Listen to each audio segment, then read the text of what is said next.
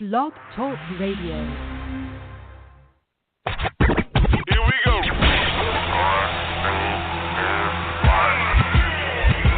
Blast off. This is True Capitalist Radio. True Capitalist Radio. I am your host, the man they call Ghost. The badass of business. Give him capitalism or give him death. That's it. Period. Broadcasting from his Skyline office studios in beautiful downtown Austin, Texas. You sound fruitier than a box of Fruit Loops, for Christ's sake. And now, he'll take it from here. Your host, the prognosticator of prognosticators, the man they call Ghost.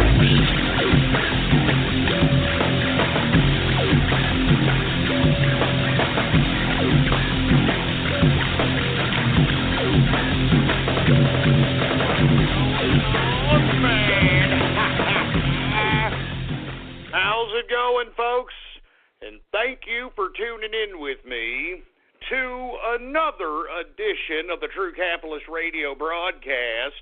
And, of course, I am your host, the man they call Ghost. And once again, folks, I want to thank you very much for tuning in with me.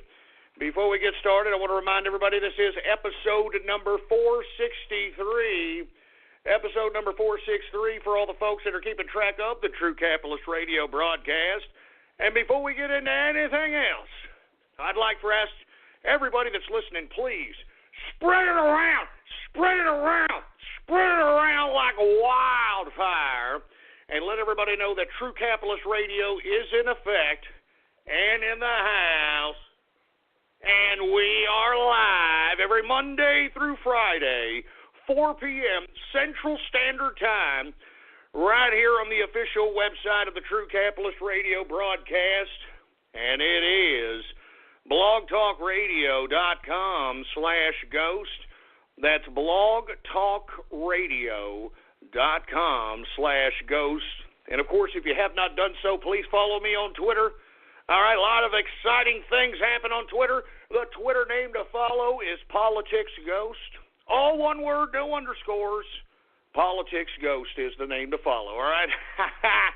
Now that we got all that out of the way, folks, let me tell you something. There is a lot of news to talk about here today.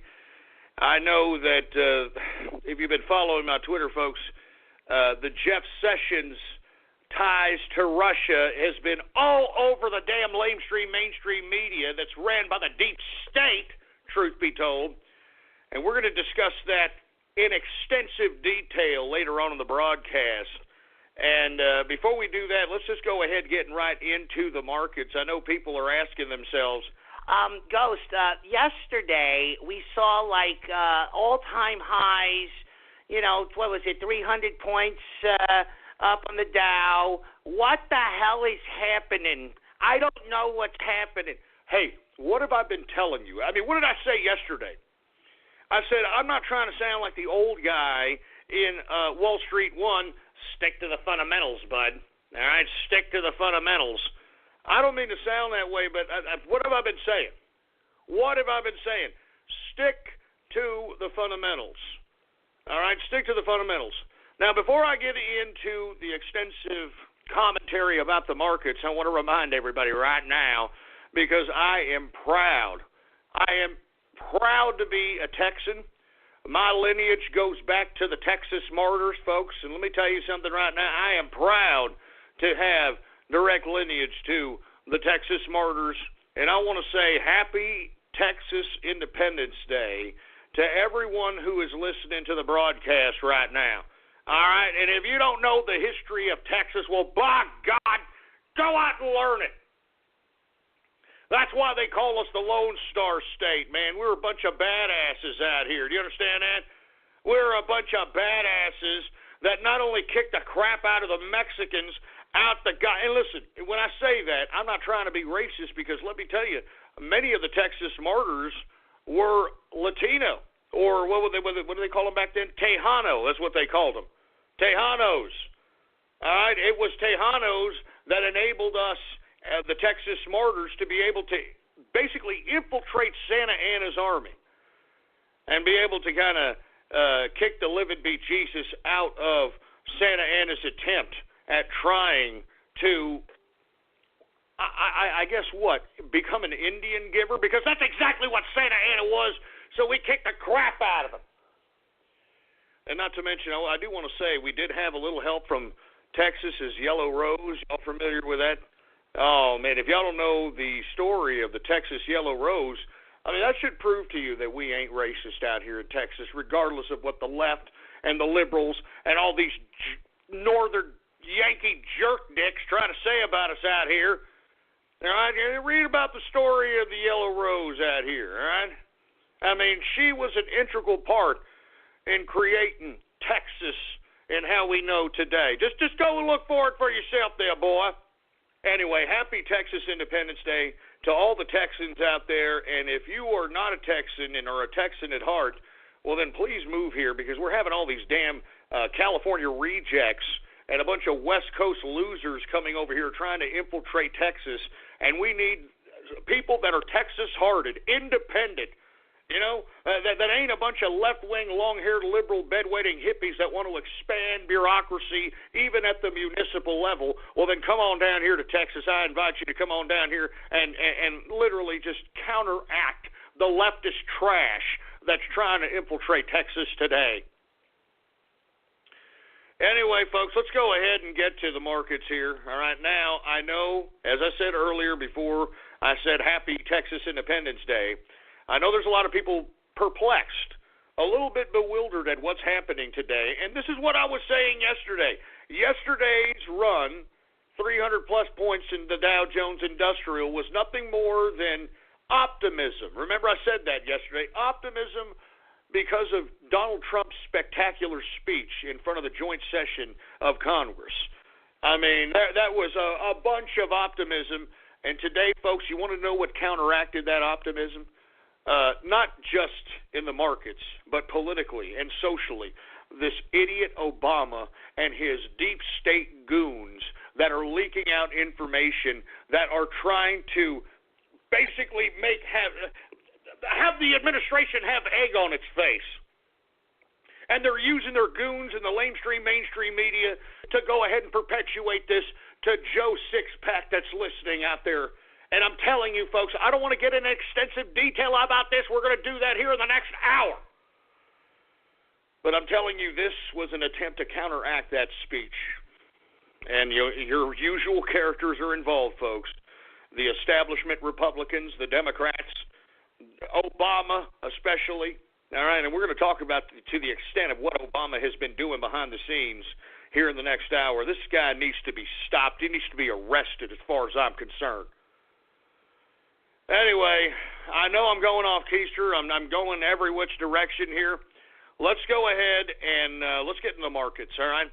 Now, folks, the markets are really taking a reality check today because, as I stated yesterday, even though you had over-speculation yesterday in the markets because of the optimism from Trump's speech, I mean, you got to factor in a lot of different factors here, investors. All right, you got a March 15th Federal Reserve interest rate hike, which is now being factored in, mind you, all right? You can see it in today's markets, all right?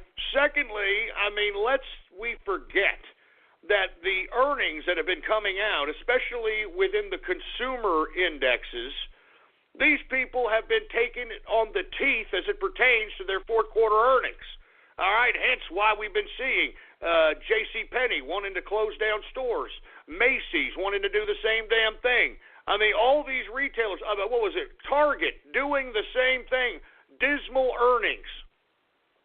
Now, what does that say? What does that represent? That represents that what this 20,000 Dow Jones Industrial represents is a farce, all right? This is pump and dump.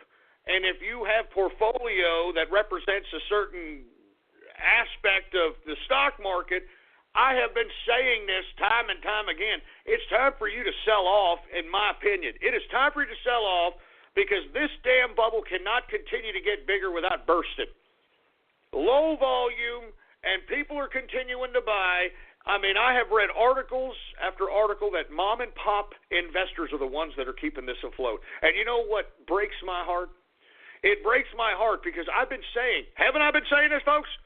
I've been saying this for months, that we have inside Wall Street investors, I'm talking the big wigs, as I've been saying, the hedge fund, the mutual funds, the big money managers, the Wall Street guys, they are propping up this market. And it's easy to prop it up because they've got billions of other people's money to do so. They can spread it out in a whole variety of different accounts, and they can target specific stocks so that it can prop up this market because there's not that many people buying in this market. Low volume, low volume, low volume. You get it? For Christ's sake, good God. Low volume. All right, that's why it's easy for Wall Street to prop up this damn market. That's why it's easy for them to lure the mom and pop investors into this market while they're incrementally selling off. Didn't I say that this was happening prior to February? And in the month of February, I said it, 7.8, I think, 7.6, $7.8 billion worth of stock has been sold by Wall Street insiders. In the month of February alone, 7.6, $7.8 billion. Billion, as in Bill Gates, $1 billion in the month of February was sold by Wall Street insiders.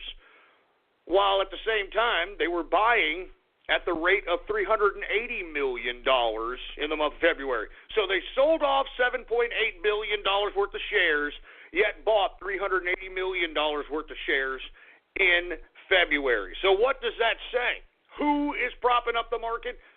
Well, not just they, but mom and pop investors. And in my opinion, they are going to be the ones that are going to suffer. They are going to suffer horribly. And, you know, I hate to see this. This happens time and time again. Every crash. I've been around to see a few of these folks, all right? I mean, every crash, it's the same crap, different play. You know, we finally start seeing, I think I was talking about this maybe about 2 weeks ago, a week ago, that we're going to start seeing when the crash happens or when it starts to happen, people in Wall Street start throwing themselves out windows and buildings and crap. Did you hear yesterday some hedge fund guy throws himself out the window of a goddamn building? Now, why is he doing that? Why exactly is he doing that, folks? Because he knows that whatever he thought or whatever scam he was conducting in or whatever kind of house of cards he was putting forth for his customers was about to come tumbling down, and he didn't want to be there to suffer the consequences of that. Look it up for yourself. Major hedge fund manager throws himself out the goddamn building, for Christ's sake, all right? Jesus Christ, man. Anyway, let's continue going here, all right? Let's get to the stock market because we did see a tumble today. And that's why, once again, folks, I did not, and I have not been suggesting stocks to watch in the morning for any day or pattern trading play because with low volume, folks, it's not, you're not going to get anything. Now, remember yesterday I said there was a bunch of plays to happen yesterday. A lot of people were buying yesterday, a lot of volatility. Well, when you've got 300-plus points in the Dow Jones Industrial and every index going up 1% and change, of course you're going to have liquidity, and of course you're going to have volatility. But as I stated, the reason yesterday I did not advise any stock to watch on Twitter in the morning was because I didn't want anyone who was not an experienced investor to get a swole head. Remember I said that yesterday? I don't want any investor or any kind of inexperienced investor taking advice that I give in the mornings and then making lots and lots of money yesterday and then going into today thinking that they're going to be able to make lots and lots of money today.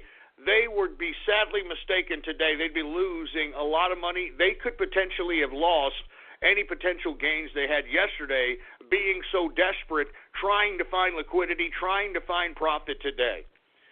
So that's the game, folks. That's why I don't advise any kind of stocks to watch unless I know it's going to be a volatile play and there's going to be dips and waves, and it's going to be beneficial for all that are trading there. You know what I'm saying? Anyway, Dow Jones Industrials, folks, I believe is pricing in the March 15th Federal Reserve potential raising of interest rates. I mean, they talked about it before in December? Remember late December? They talked about raising interest rates several times this year. This should be the key dot point at this point, March 15th, for raising interest rates. Now, the big question, how much are they going to raise interest rates by?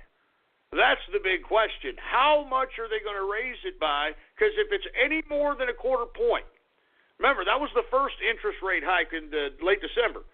If it's any more than a quarter point, you better expect these damn stocks come tumbling down, and they're going to come tumbling down hard. All right? Any more than a quarter point, it's going to be major trouble for the stock market. It's already factoring in the potential increase in Federal Reserve interest rates.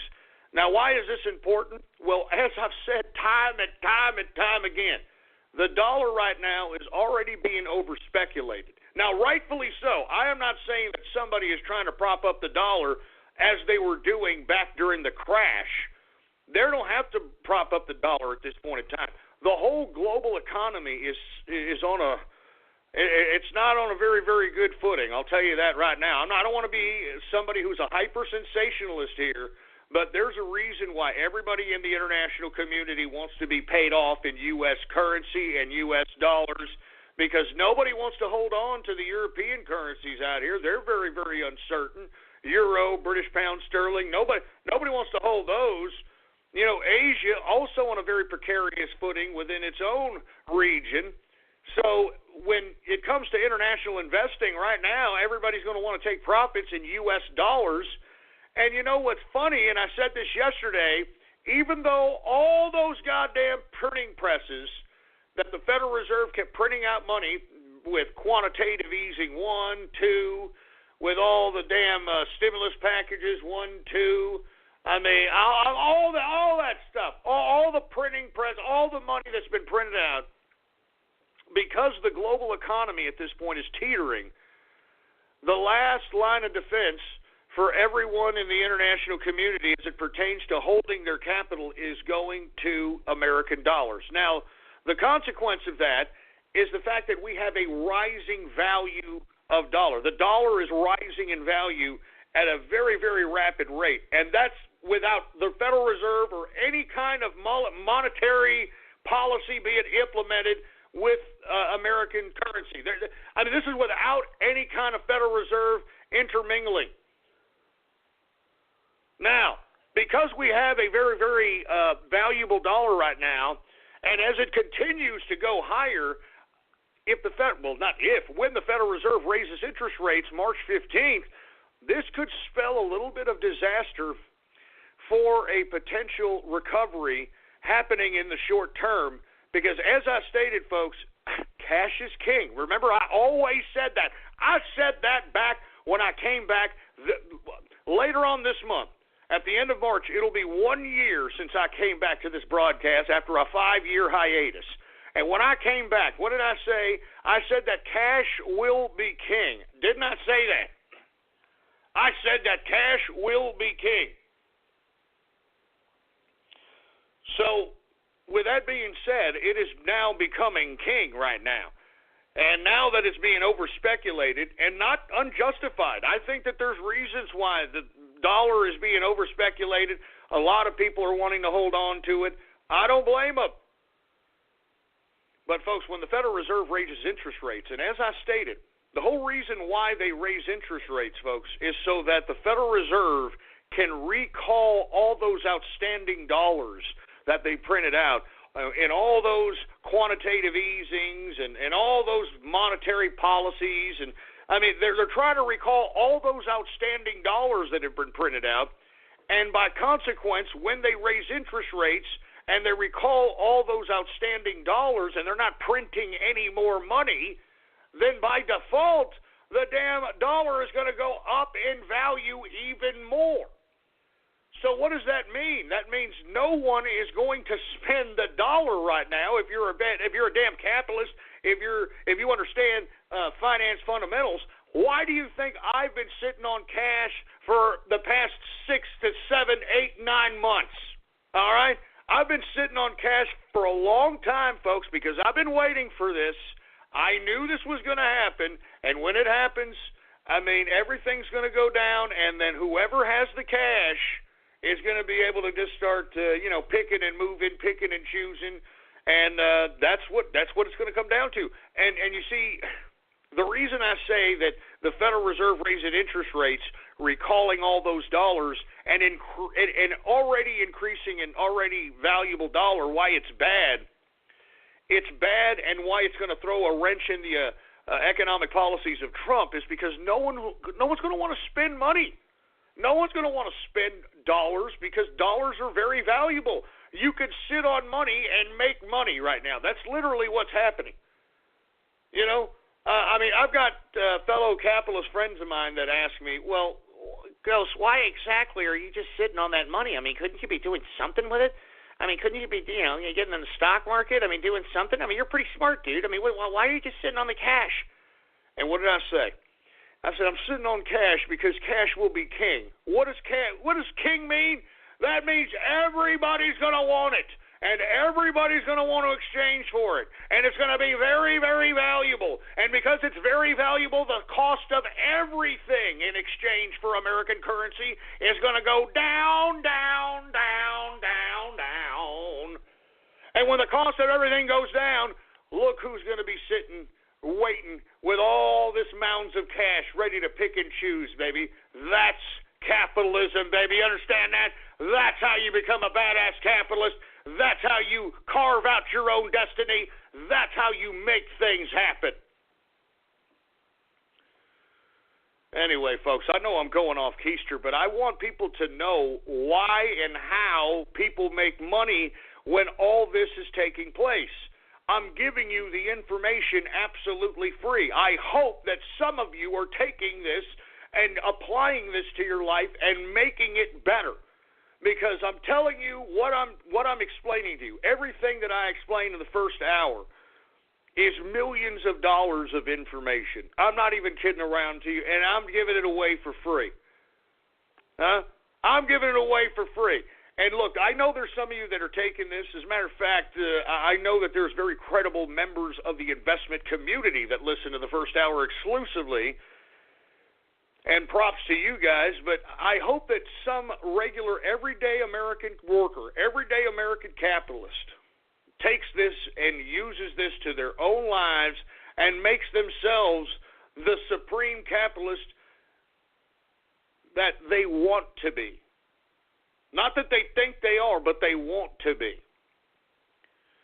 Anyway, with that being said, folks, sorry for going off keister in all these different directions, but I want to explain to everybody why things are the way they are.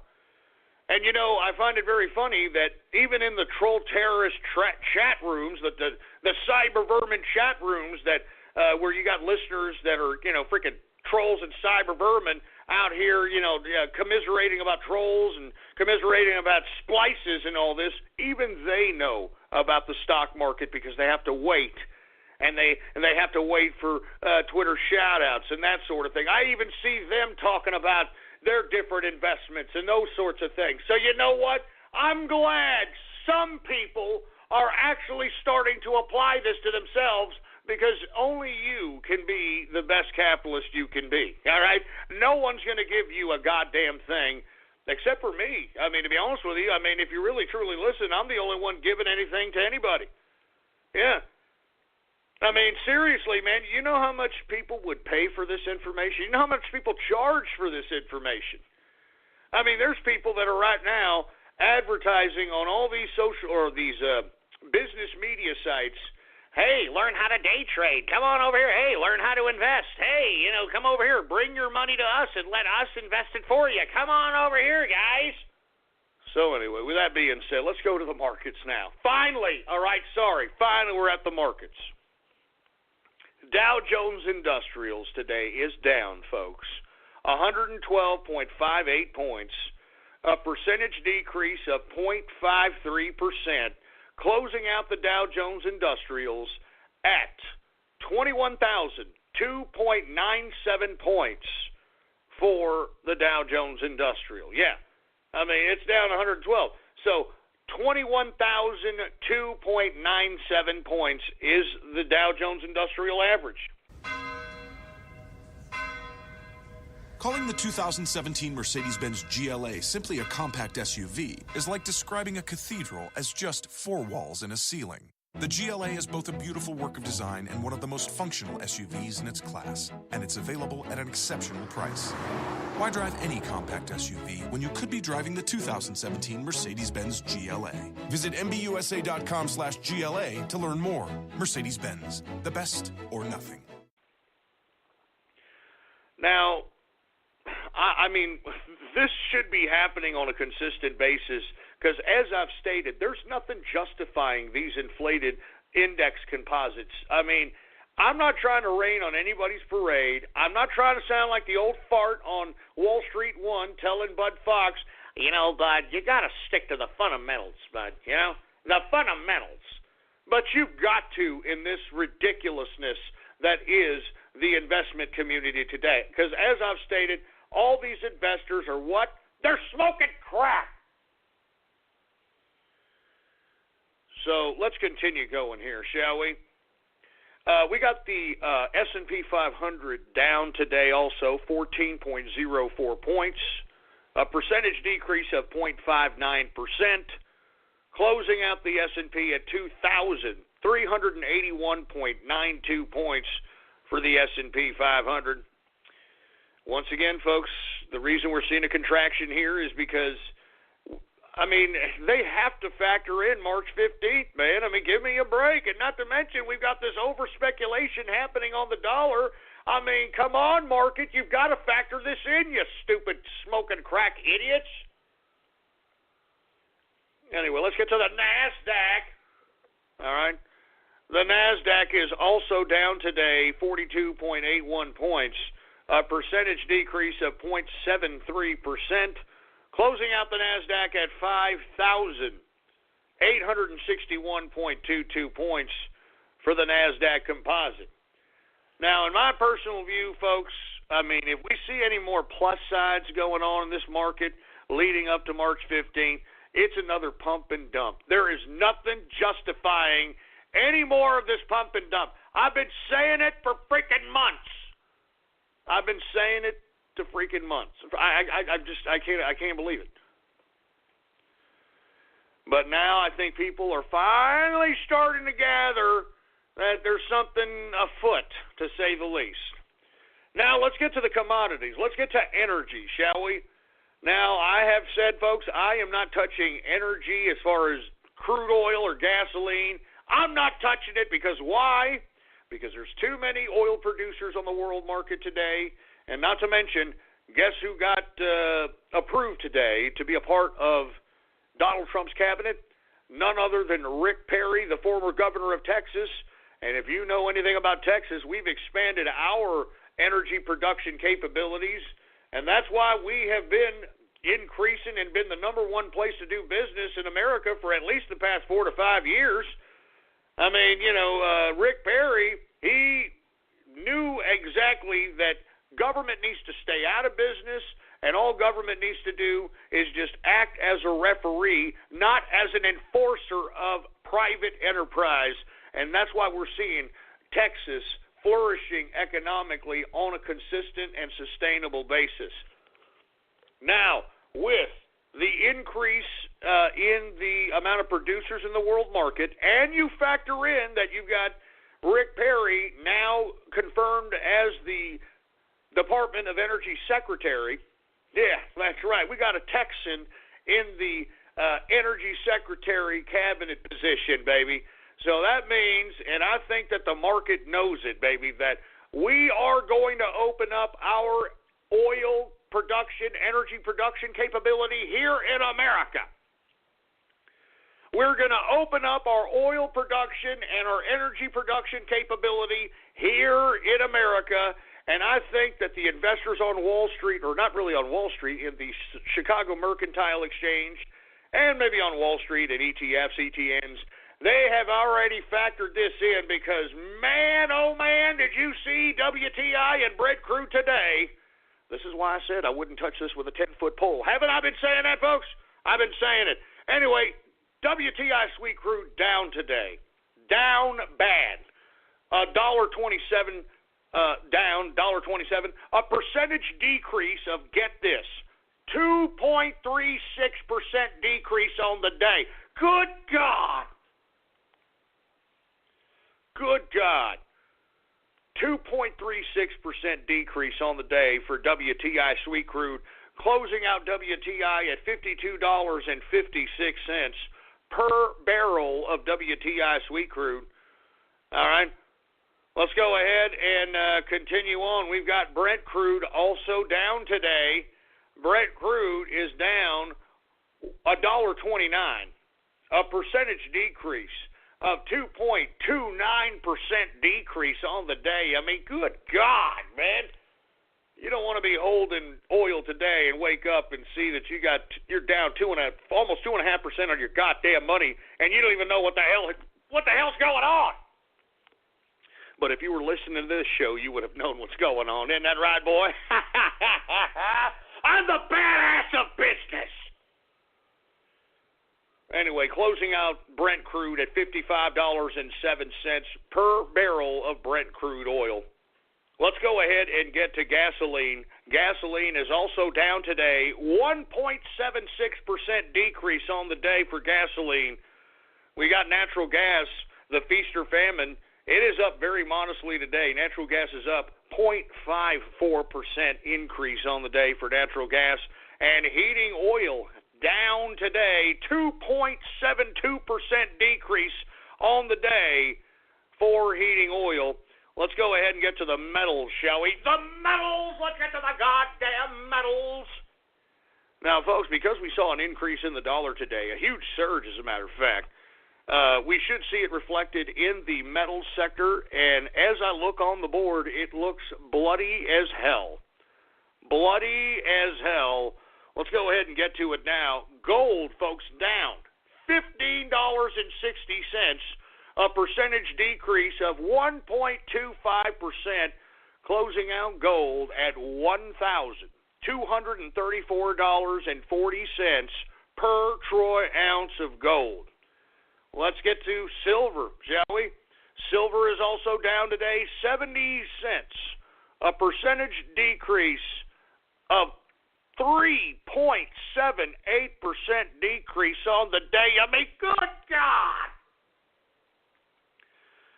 Closing out silver at $17.79 per troy ounce of silver. Now, once again, folks, this is going down because now we've got people that are factoring in the March 15th Federal Reserve interest rate increases, and it's factoring in all across the market. I mean, they should be factoring in when the damn dollar increases in value, but of course our investors in this investment community are smoking crack that they don't for whatever reason. Now, before I move on, somebody asked me, if we open up oil production in America, wouldn't that hurt the petrodollar? Well, that's a very interesting question because maybe we need to hurt the petrodollar to a certain extent. I mean, this is a very, very over-speculated currency at this point in time. No one's going to want to hold on to the currency. Now, people will ask Ghost, why do you want the currency to be devalued? Because it's too overvalued. I mean, if we don't have an exchange of currency between everyone in America or everyone within a given state or with everyone within a given city or with everyone within a given neighborhood, then we aren't going to have economic opportunity. Then we're not going to have wealth-generating opportunities for new money. We need exchange of money, man. We need the currencies circulating around and having it touch as much hands as possible. I mean, that's the whole point. That's what's going to create this economic productivity. That's what's going to create innovation. That's what's going to create people wanting to start businesses, wanting to create things, wanting to invent things, that sort of thing. We need people to spend money, unfortunately. Now, that's why I'm saying maybe we need the petrodollar a little bit hurt at this point in time so that the people that are hoarding all these dollars can start spending them. And as they spend them, we can start generating new wealth, start generating new money, so that the individuals that create the new wealth and the new money can innovate and take chances on investment. I mean, that's what fuels economy. These old money bastards ain't going to recreate new wealth. These people aren't going to voluntarily recreate any kind of wealth opportunities. We need for those old money assholes who are sitting on all the money, we need for them to spend the son of a bitchin' money so that the money can circulate around in everybody else's hands so we can generate wealth. But, of course, if we have a dollar that's very, very over-speculated, all right, if we have a dollar that's very, very high in value, everybody's going to stick and keep to their money. I mean, that's what I'm doing. I'm not spending very much money out here. As a matter of fact, when I go out and when I'm boozing out here at some bars out here at San Hambonio, I'm putting that on the card, baby. And you want to know why I'm putting that on the card? First of all, you have to pay interest so that, credit card companies and anybody who you take out a secured loan with will know that you're good for paying interest. All you assholes that are out here that you spend your money on your credit card one month and pay it off the next month, the banking institutions don't like that, and they ain't going to give you the house that you want, and they ain't going to give you the credit that you want. They're not going to give you the loan for the car you want if you're pulling that crap. All right, it's better for you to pay for something, and if you're going to pay for it the next month, why don't you stretch it out for 3 months and pay a little interest? That's what these banks want. But the interest that I'm going to pay for the booze and all the stuff that I'm doing as far as my extracurricular activities is concerned, I mean, it's nothing in comparison to what the money, if I physically gave out cash at the bar, I mean, I'm actually losing money by giving out money at the bar, giving cash out, because the cash is rising in value as opposed to the interest I may pay in the goddamn credit card bill. I mean, do you get it? I mean, this is the kind of financial creativity that one has to be a capitalist in this country. So that's why I'm saying, folks, in my personal opinion, I really do truly appreciate the fact that I understand these kinds of capitalist moves, because as I'm stating, folks, I mean, I'd rather pay for whatever leisurely activity I have and some payments and pay a little bit of interest on it. The interest is nothing. At least I have very good interest rates because I've paid my freaking debts on time, so on and so forth. So I've got some decent credit rates. So the interest that I could be paying on whatever I'm doing, it's nothing in comparison to how much the value of the dollar is going up. Unbelievable. Anyway, with that being said, let me go back to the markets because I'm taking up too much time here. We've got copper down today, 1.74% decrease on the day. Platinum down 0.02% decrease on the day. Let's go ahead and get to agriculture, shall we? Now, folks, once again, we saw an increase in the dollar, so that should be reflected in the agriculture sector.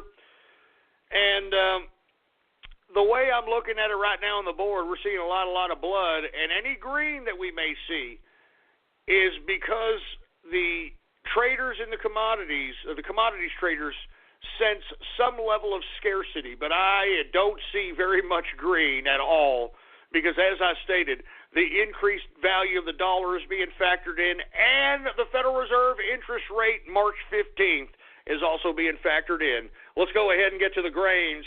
Corn down 0.65%, wheat down 0.93%, oats down 3.35% decrease on the day for oats.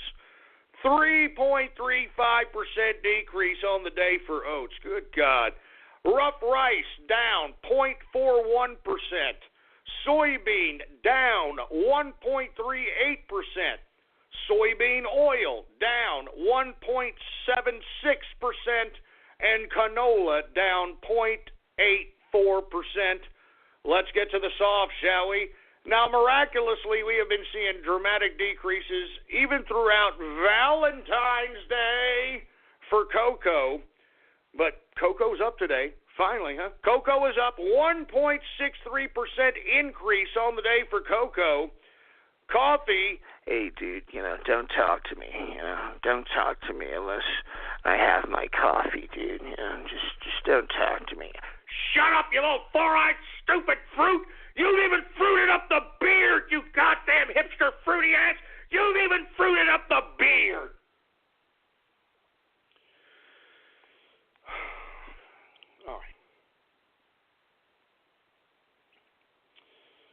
All right, let me calm down here. Now, before I get to coffee here, I'd like to remind everybody to boycott Starbucks. Do you understand me? Boycott Starbucks because it's an anti-American company, you son of a bitch. Boycott Starbucks. Jesus Christ, man. Anyway, coffee is down today, 0.31%. Boycott Starbucks. Anyway, let's get to sugar. Sugar it's up today. It is up 0.92% increase on the day for sugar. Orange juice is up today, 1.77% increase on the day for orange juice. Cotton down, 1.39% decrease on the day for cotton. We've got lumber down, 1.20% decrease on the day for lumber. Rubber is also down 0.04%, and ethanol down 2.33% decrease on the day for ethanol. Good God. Let's go ahead and get to livestock, shall we? Now, I am loving these live cattle decreases. Keep them coming, please. Let me tell you something, man. I'm eating steak 5 times a week, and I'm loving every minute of it. I'm telling you this right now. Sometimes twice a day. I'm not even joking around, man. I just had me a New York strip steak sandwich right before the show. I mean, I'm making sandwiches with steaks. I mean, that's how cheap steak is out here in Texas, boy. I'm making sandwiches out of steaks, man. Woo! Man, that's why I'm naturally energized. You see what I'm saying? That's why I'm naturally energized every goddamn day doing this show 3 hours a day, 5 days a week, baby. Anyway, let's continue going, folks. Live cattle is down 1.21% decrease on the day for live cattle. Let's get to cattle feeder. Cattle feeder is also down, folks. 1.47% decrease on the day for cattle feeder. And let's get to lean hog. Lean hog is down modestly, but down 0.22% decrease on the day for lean hog. And before we get done with the markets, did anybody see Bitcoin today? Good God, I hope that you all listen. I said it, and I continue to say it, that the more and more countries move away from cash. Didn't I say it, boy?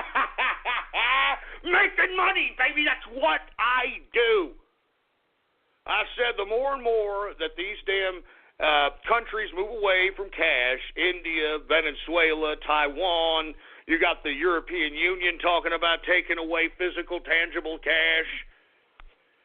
I said that this cryptocurrency and other future cryptocurrencies are going to be in demand, folks, okay?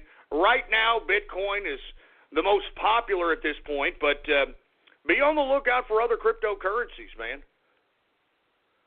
Be on the lookout for other cryptocurrencies at this point in time. Now, with that being said, let's go ahead and get to Bitcoin's price, baby, all right? Bitcoin is, as of right now, a higher price than gold. We have now crossed that threshold. Can you believe it? I mean, good God, a cryptocurrency costs more than physical gold. Good God. Bitcoin now costs more than physical gold. Now, what did I tell you guys when this happened? I said that because, now I'm not a tax expert or a tax attorney or anything of that nature, so this is my opinion, but you can look it up for yourself. I am giving you the direction to go to if you want to do information on this on your own. Now, Bitcoin, as it pertains to the IRS's interpretation of Bitcoin, is an idea that Bitcoin is property. It is property. If you own physical Bitcoin, it is interpreted in the tax code as property. Now, it's not until you liquidate that property is when you have to pay capital gains tax on that property. Now, with that being said, it would be a very, very good opportunity right now, since we've got gold now less than Bitcoin, to trade that Bitcoin into actual physical gold, so you can actually have something tangible to hold on to. And what I'm suggesting is, whether you exchange your Bitcoin for gold or not, even if you keep it all in Bitcoin, even though I think it's going to be very volatile from this point. I can't really speculate whether Bitcoin is going to go up very high or down. I mean, this is a very, very weird market because it's a new market. It's a new market. We don't know what the hell is going to happen. I mean, that's why I'm saying right now, since we're seeing this, it would behoove some people to exchange some of those Bitcoin for gold. Now, you don't have to pay a tax for doing that, as I understand it. Once again, this is my opinion, but as I understand it, if you exchange Bitcoin for physical gold, you wouldn't have to pay taxes on it until you liquidate that physical gold for any kind of cash. Now, what I'm suggesting is, this is why Donald Trump's tax plan is so important. And that's why I do this broadcast 3 hours a day, 5 days a week. I'm trying to convey the information to everybody that's listening that this presidency is the most important presidency of our American history, and we must all take the political responsibility that is accorded to us as a government that's made for the people and by the people.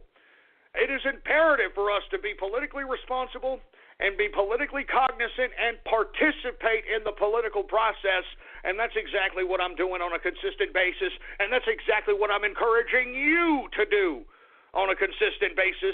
But this is why I am been hollering, screaming, and I've been telling everybody to write your congressman, email these people, tweet at them, Facebook, and whatever kind of communication possible. I mean, put the pressure on these idiots to move it along with the Trump tax cut. Because what will happen is this. Let's say Trump's tax cut is pushed forth.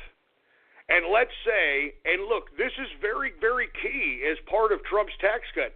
I'm hoping that Congress could take their freaking heads out of their ass and push an initiative. 0% capital gains tax up into either $150,000 or even better yet, $250,000. Now, what does that mean? That means if in Donald Trump's tax plan, this is an actual option, and he's talked about it during his campaign, folks. He's talked about it many times.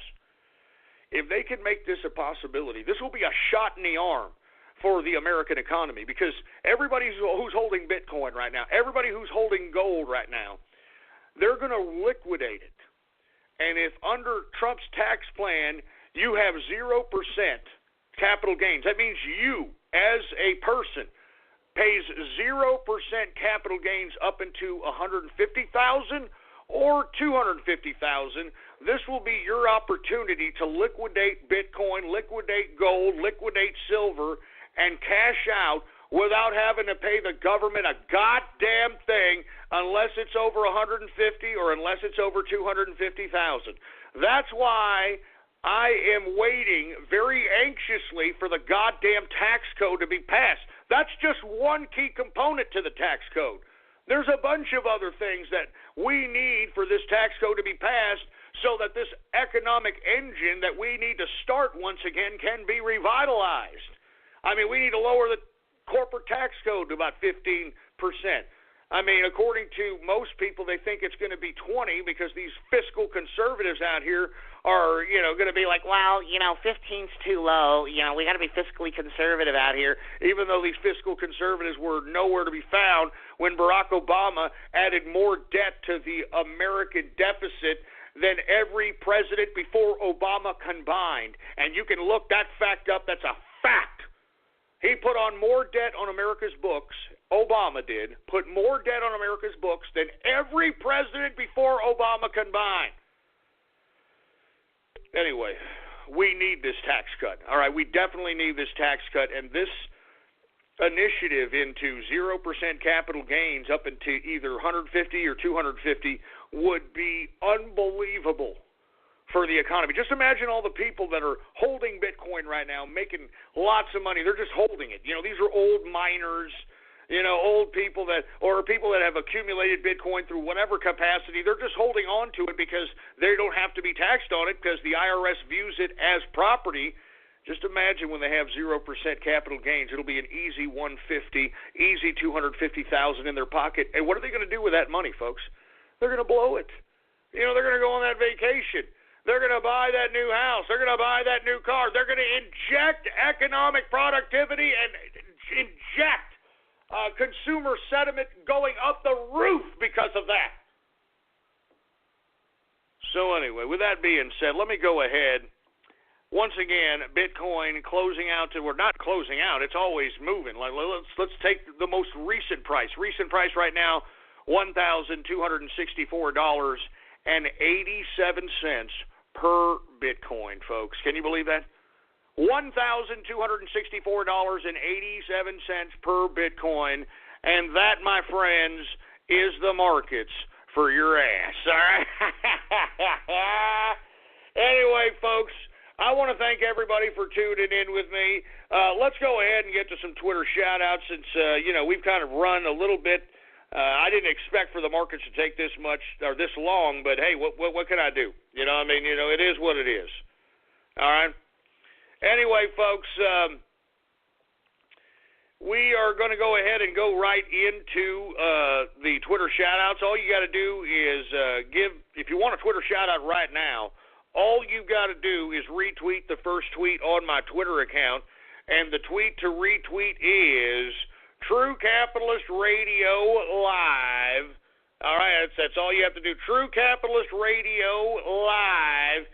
And if you retweet that tweet, I will give you a Twitter shout-out live right here on the broadcast, right here and now. And I want to give everybody an update on the, Jesus Christ, man, the Team Fortune Cookie versus Team Optimism situation. Yeah, we know Team Fortune Cookie is up by what, like 17 or some kind of crap? We get it. I'm not very happy about it, but we get it. Okay, great. I hope that you troll terrorists, and I hope that you cyber vermin are happy, you dumb sons of bitches. Anyway, do we got any Twitter shout-outs to be had, Engineer? Jesus Christ. All right. Well, without any further ado, let's just go ahead and get to some Twitter shout-outs right now. Anyway, we got Cuck Lives Matter. What's going on? We got AL the Game Freak in the place. Isle of Shekels. Yeah, shut up. I know what the hell that means, for Christ's sake. I know what that means. Cookie for the win. No, don't. Shut up. Just shut up. We got the TCR engineer in the house. What's going on? We got the Smiler in the place. We got Break Ghost Jaw. Oh, yeah, Break Ghost Jaw. You come on over here and see if you can break Ghost Jaw, you son of a bitch. I guarantee you ain't going to be able to, boy. I guarantee it. Anyway, we got Sauerkraut in the house. We've got the Brody Network. We've got Trump Likes Cookie. Shut up, all right? Enough. We get it. Mr. Fortune Cookie's winning. Shut your stupid face. We've got Ann and the Wizard in the place. What's going on to the Green Leader? Lego Fan 421 in the house. We got Dirt Pit in the place. We've got Texas belongs to Mexico. Shut up, you stupid moron. Texas doesn't belong to Mexico. Let me tell you something, all right? Hey, Mexico gave the Texas original settlers the land fair and square. These idiots were acting like Indian givers, and we have to kick the crap out of them.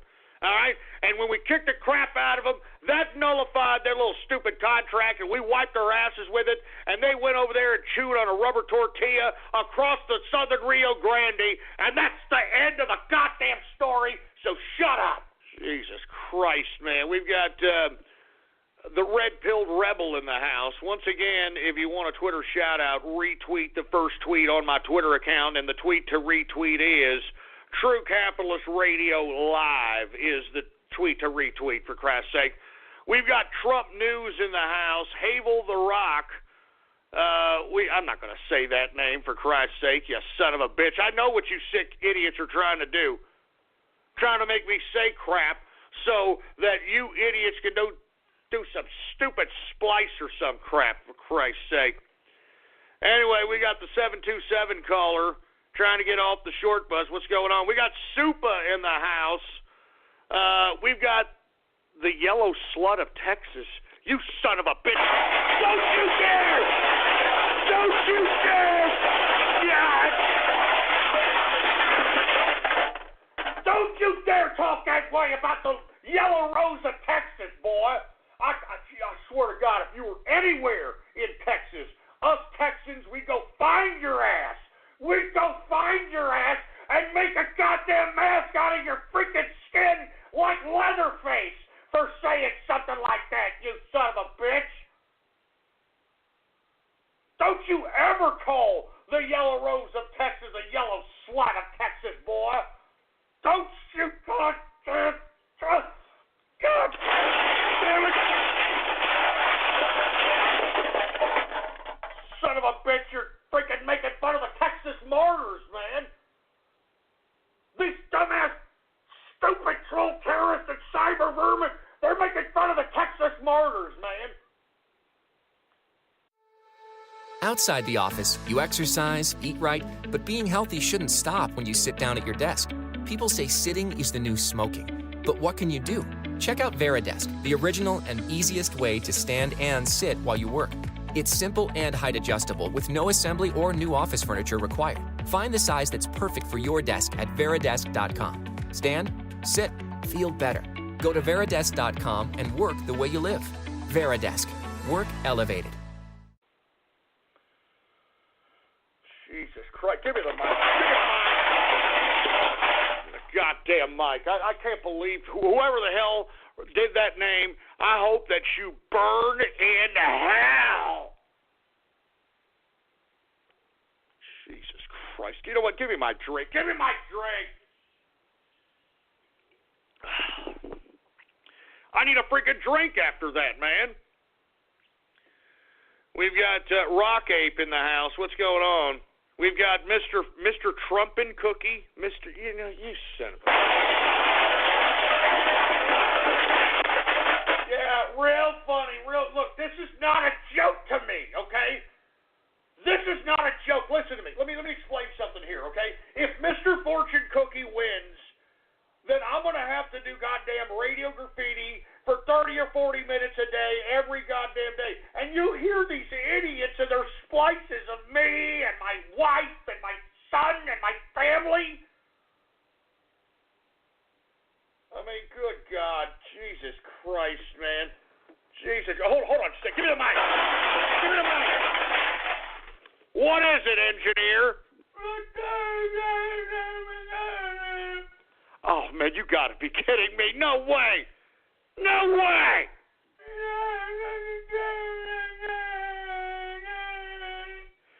We are now tied up, folks.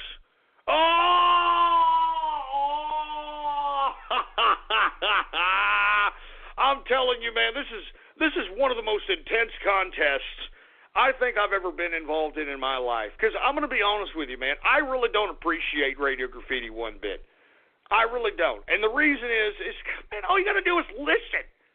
Just listen to a session of radio graffiti, man. I mean, do I have to even tell you? I mean, I get ridiculed. I mean, they splice my voice. They make fun of my family. I mean, it's just. Who else could put up with this? Who else could put up with this? And not to mention, put up with it for all these goddamn years, man. So anyway, look, whoever's buying, thank you. I mean, this is really getting intense. I'm telling you, man, my heart's beginning to hurt because of this. I'm not even joking around. Because you know what this represents? It represents that, we've got like some kind of pendulum going on between the people that are like, wanting to just, view this show as a means to just, I don't know why y'all hate me. You hate me, you want to troll me, you want to splice me, you want to remix me, you want to disrespect me, you want to besmirch me, you want to troll me, you want to meme me. I don't get it. It's between you idiots and those that understand the substance that I'm putting forth on this broadcast and want to hear the substance on a consistent basis instead of having to be subjected to this type of trivial, juvenile, disgusting, pathetic, useless garbage. Jesus Christ, what a war this has turned out to be, man. What an unbelievable contest this has turned out to be.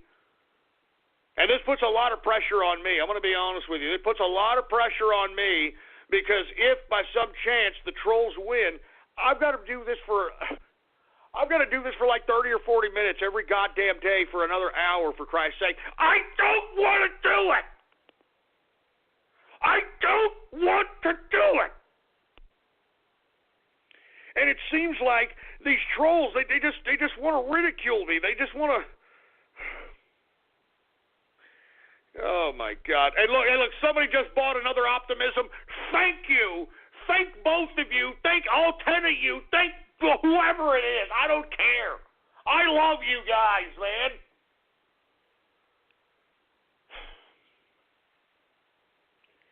Anyway, folks, we are now in the second hour of the True Capitalist Radio broadcast.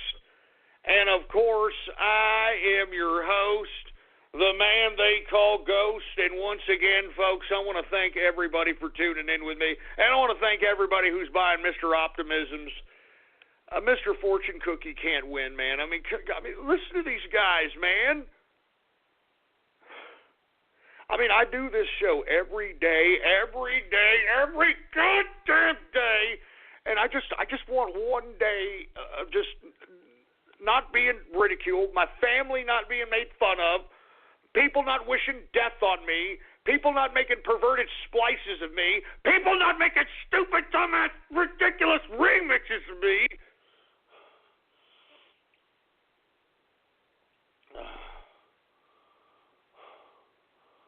Anyway, listen. Thank you guys, whoever's doing this on Team Optimism. It's Team Optimism, baby. Thank you, man. Anyway, let's move on, for Christ's sake. I'm only going to take a couple more of these Twitter shout-outs before I start really losing my gourd here. I mean, we got a lot of serious discussion to talk about today. The last thing I need is to be pissed off by you troll terrorists and cyber vermin freaking cuckold connoisseurs, all right? Anyway, we got Remington in the house. We've got Spark for Lorico. Yeah, y'all heard me do for Lorico yesterday. I'm telling you, it was an look. I don't want to relive yesterday. That was an emotional roller coaster for me. I literally went within like 30 minutes after the show. I went right to sleep. I was so exhausted. I mean, my heart was beating like a rabbit. I just can't take all this freaking excitement, man. I mean, I got a little bit of anxiety, supposedly, as it is. I can't take this, man. I can't take this.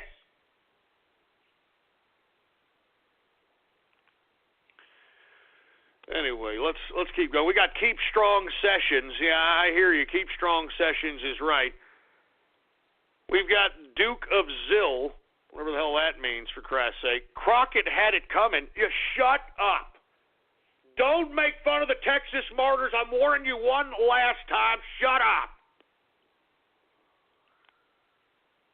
Jesus Christ, man. We've got Tard Independence Day. Yeah, shut up, all right? Shut your mouth. Short bus for martyrs.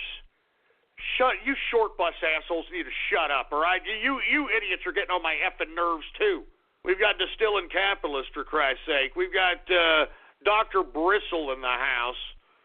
We've got the Alamo Booty Scratcher, you asshole. You son of a... asshole! God damn it!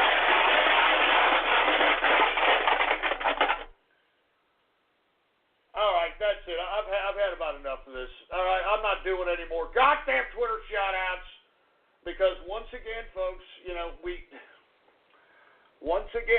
this is why we can't have nice why we can't have nice things. That's why we can't do it.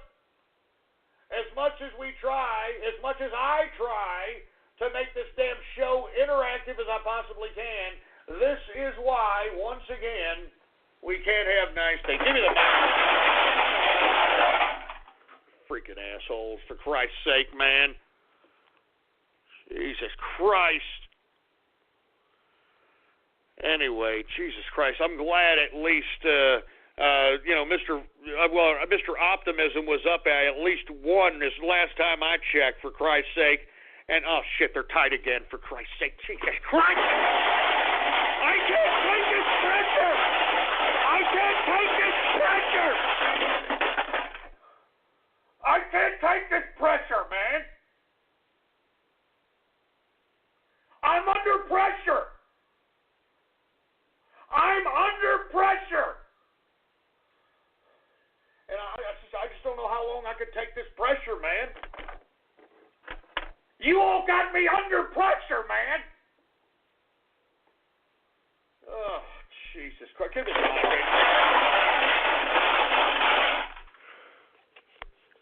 Y'all got me under pressure here, man. Look. Let me calm down here. All right, let me just calm my ass down. Let me take some breaths here.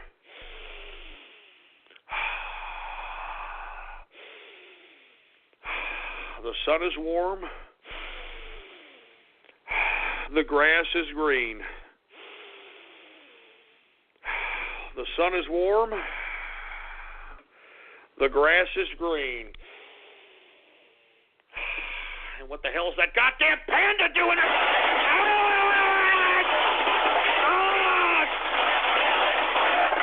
I don't know if I can do this goddamn Bathhouse Thursday show. I'm going to be completely honest with you all. I don't know if I can do this goddamn show.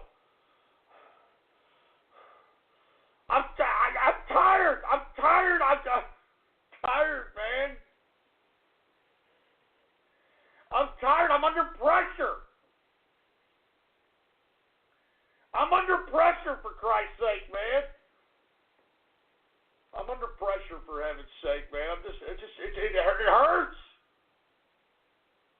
It hurts, man. Oh, Jesus Christ, it hurts. Give me the microphone.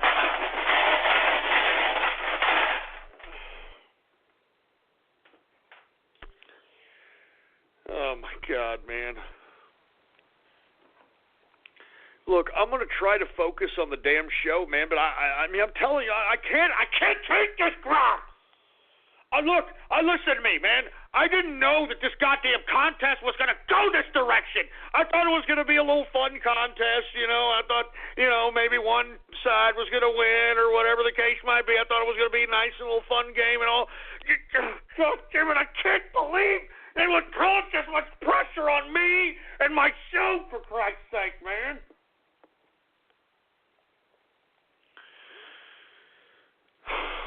My God, man, I'm not going to pay any more attention to this crap, man. I'm not going to pay any more attention. And you know what? Mr. Fortune Cookie just took the goddamn lead again. No.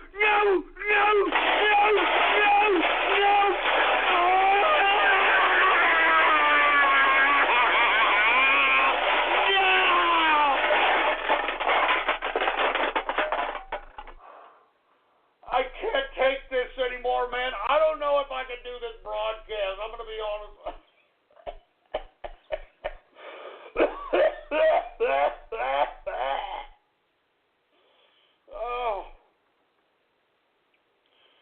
Oh, man. I don't know if I can do this broadcast anymore, man. You guys, you troll terrorists, you're killing me. You troll terrorists are killing me, you cyber-vermin bastards, man.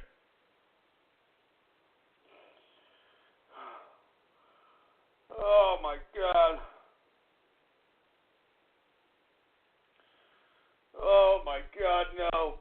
Oh, my God, no. Give me the mic.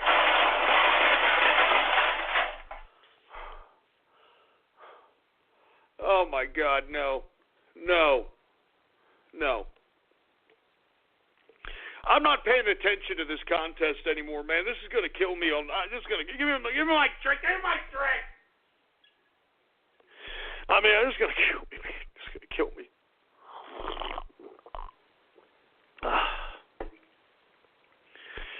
Look, I gotta move on with the show, man. I just can't. I mean, these people keep agitating me, man. I just can't.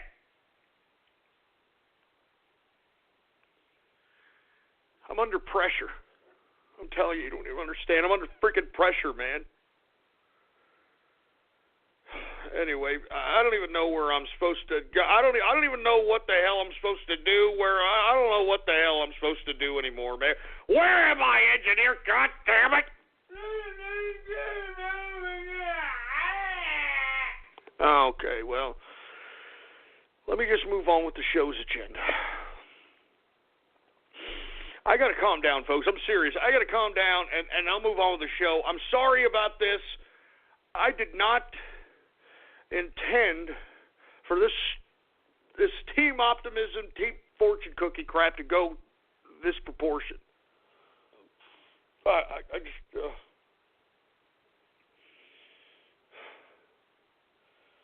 Oh, man. Anyway, let me move on here. Sorry, folks, I'm sorry. I'm going to move on with the broadcast. I'm sorry. I'm going to move on with the damn broadcast, all right? Jesus Christ. And you know what? Whoever, you son of a bitch, whoever tweeted me this panda gif of a panda going apeshit in an office, that's not funny. Damn it. I'm having a problem here, and you idiots think it's a fucking joke.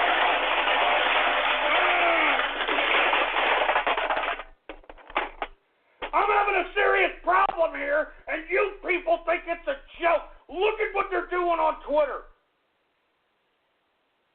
Look at this garbage, man.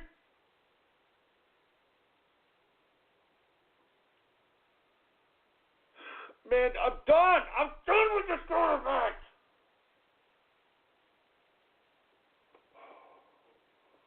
Give me the freaking mic.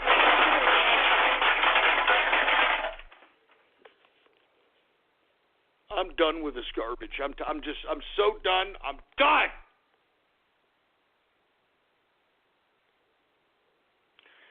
I'm seriously done. Anyway, look, I'm not gonna pay attention to the Twitter, or I'm not gonna pay attention to the goddamn stupid content. I'm not gonna pay attention to nothing. I'm not gonna pay attention to chats.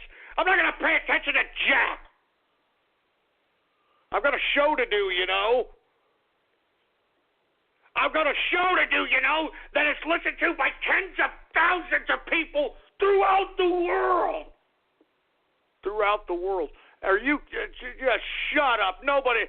Oh, shut up. All you people on. Look, I'm not going to pay attention to Twitter anymore. I'm done with this crap. Shut up. I'm not paying attention to you assholes on Twitter. Shut up. Anyway, folks, look, I'm going to get to the broadcast. I don't even know if we're going to get to the whole goddamn broadcast because of some inner radio show politics that's going on right now that's got me under pressure to say the goddamn least. I'm not going to pay attention to nothing anymore. I'm just going to go on with the show. You all on Twitter, shove it up your ass.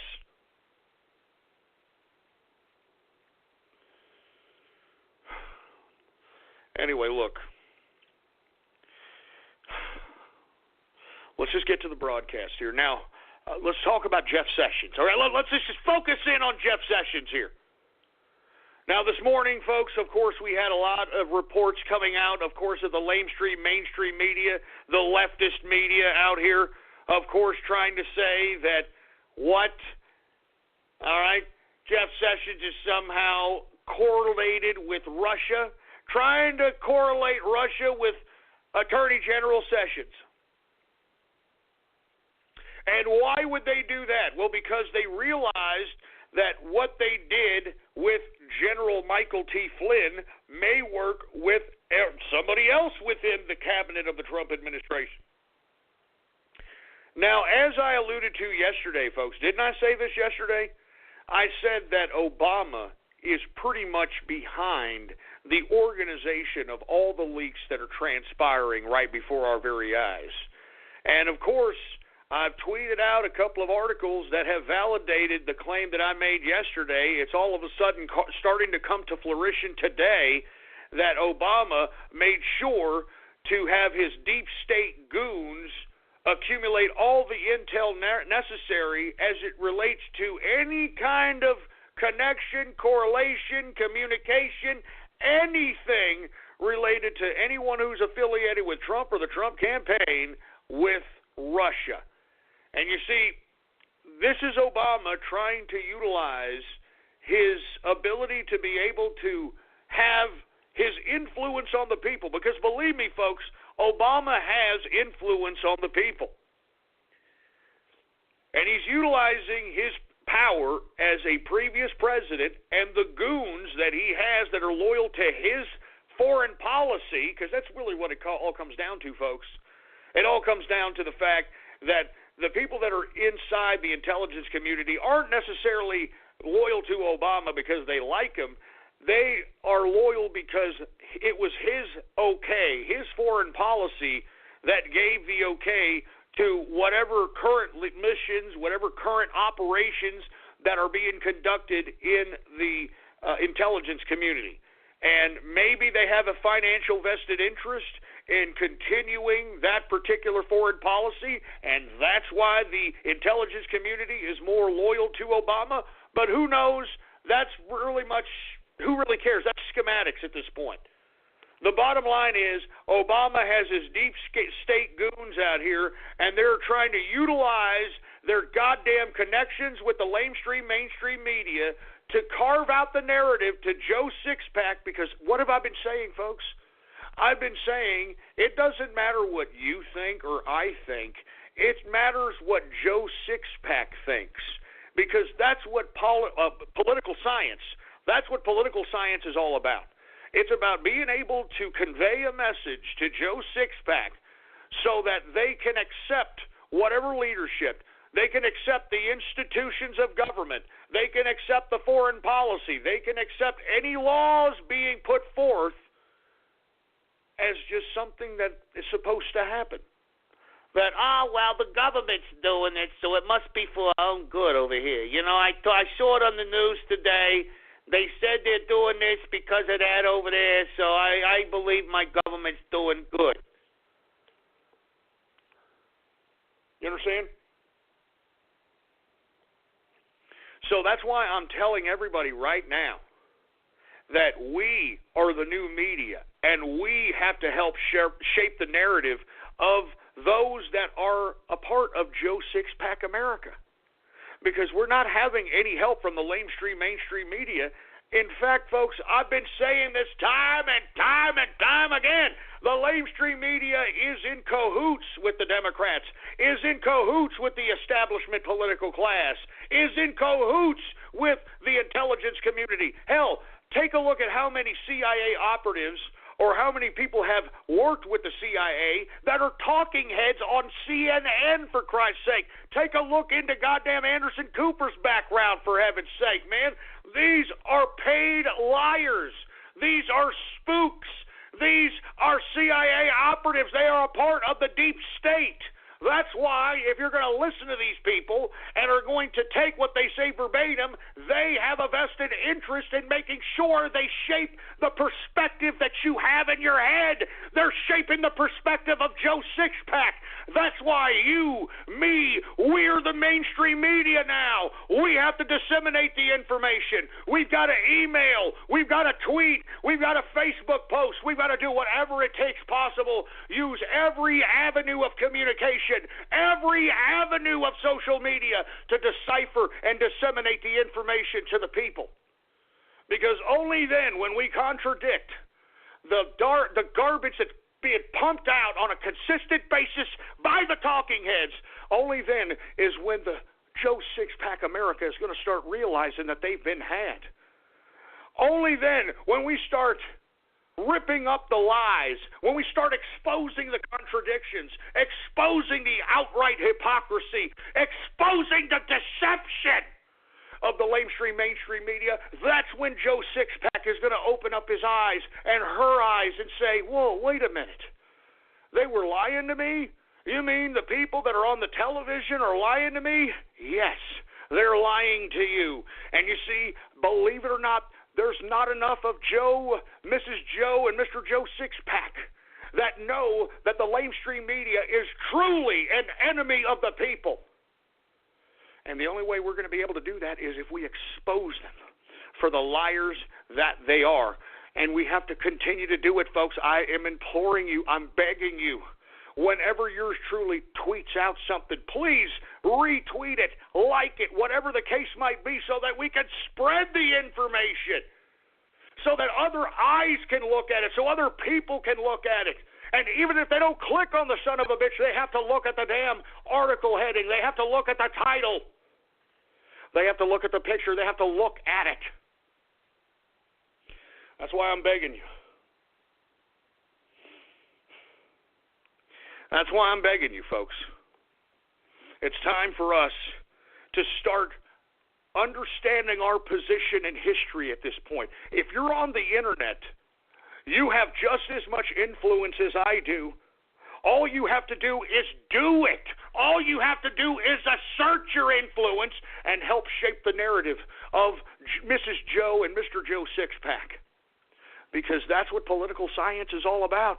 Political science is the ability to get as many people that are a part of Mr. and Mrs. Joe Sixpack America to believe in the ideas that the leadership of the institutions that we call our government are not just acceptable, but needed.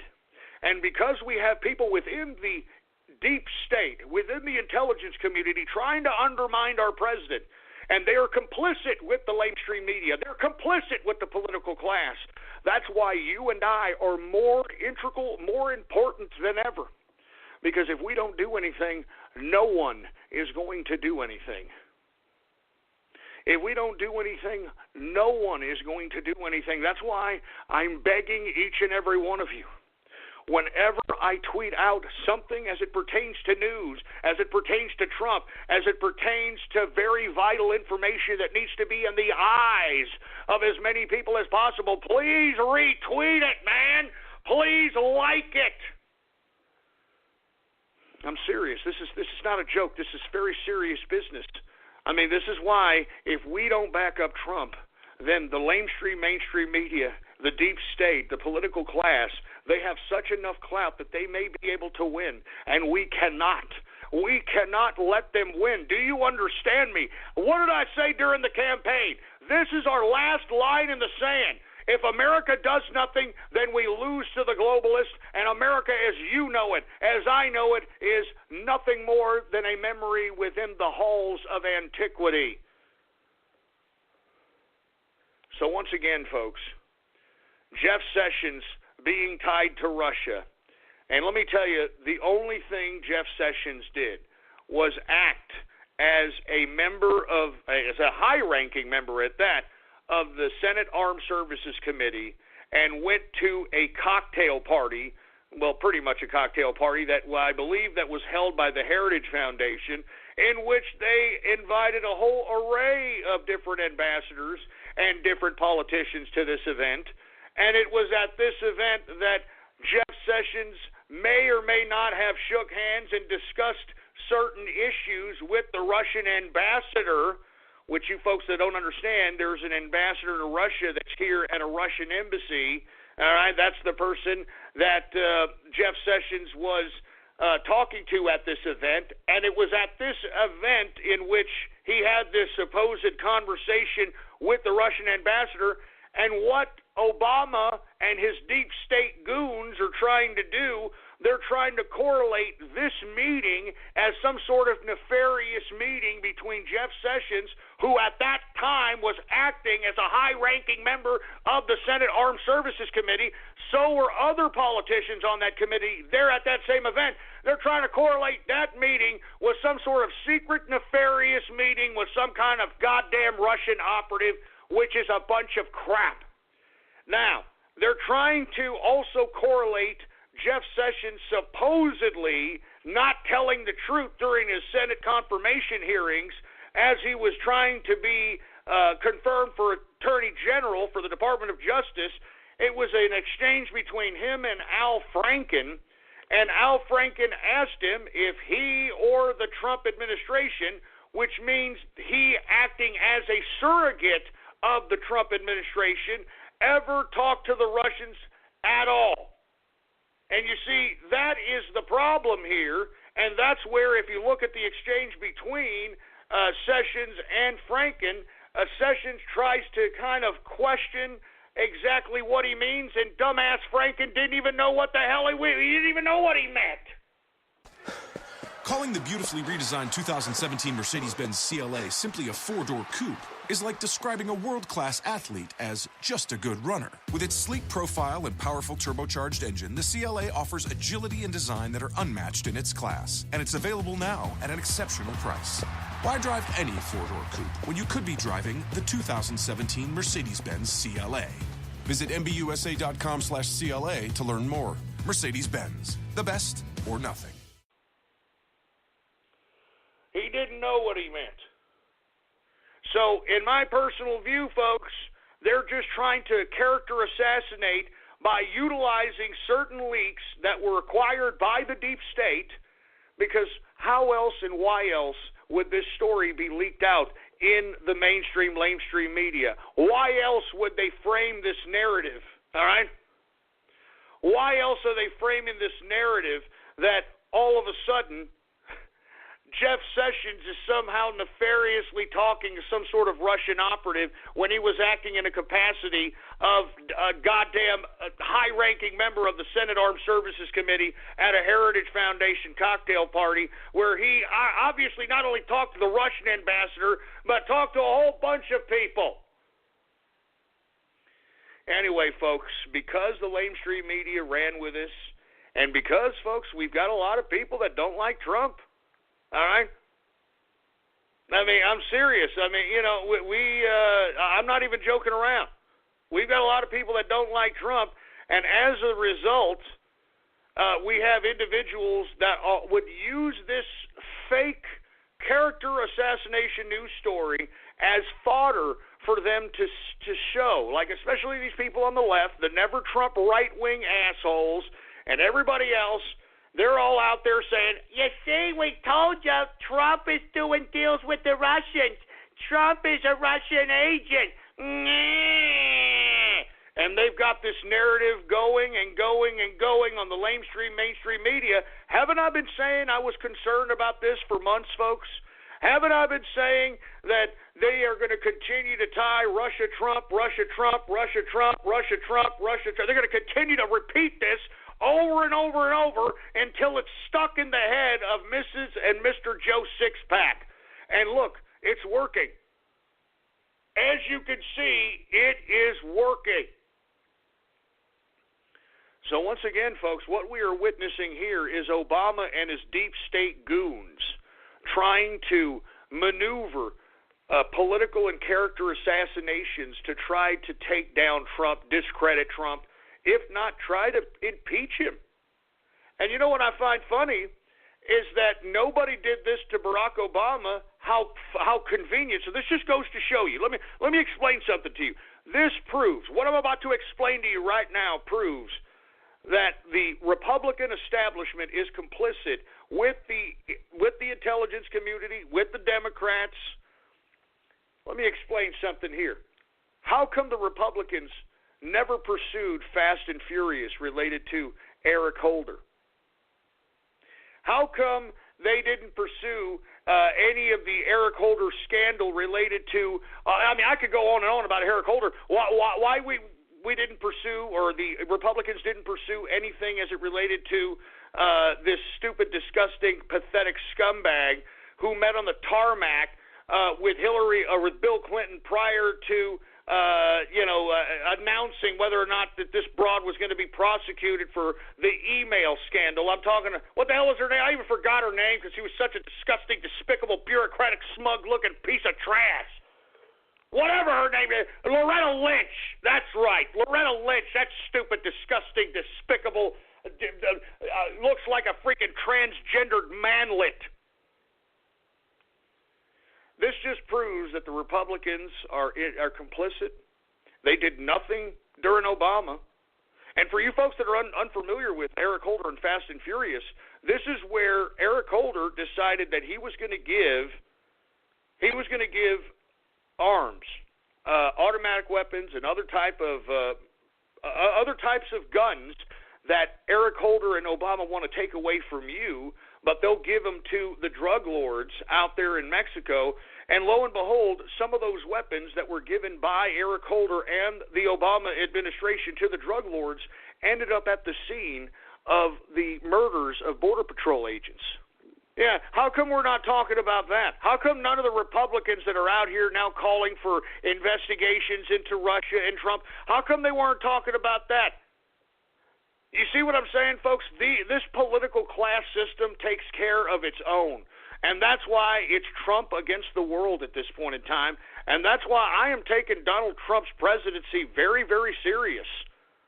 I'm taking Donald Trump's presidency dead serious. I would die for Donald Trump. All right, do you understand that? And the reason I'm suggesting this, folks, is because this man, it's not the man. It's the manifestation of what he represents. And the manifestation of what he represents is a revolution from the top, from the most elite of elite circles. It's a revolution against the globalist establishment, against the capitalist revolution that is arising. And what I mean by capitalist revolution, folks, Trump doesn't believe that a small group of elites who have coordinated a quasi-international government corporatist scheme, kind of like corporatist colonialism, for a lack of a better term, he has rebelled against that and has brought back nationalism. All right? And we need it at this point in time because the current state of globalism as we see it does not benefit. All right? Does not benefit anybody but the globalists.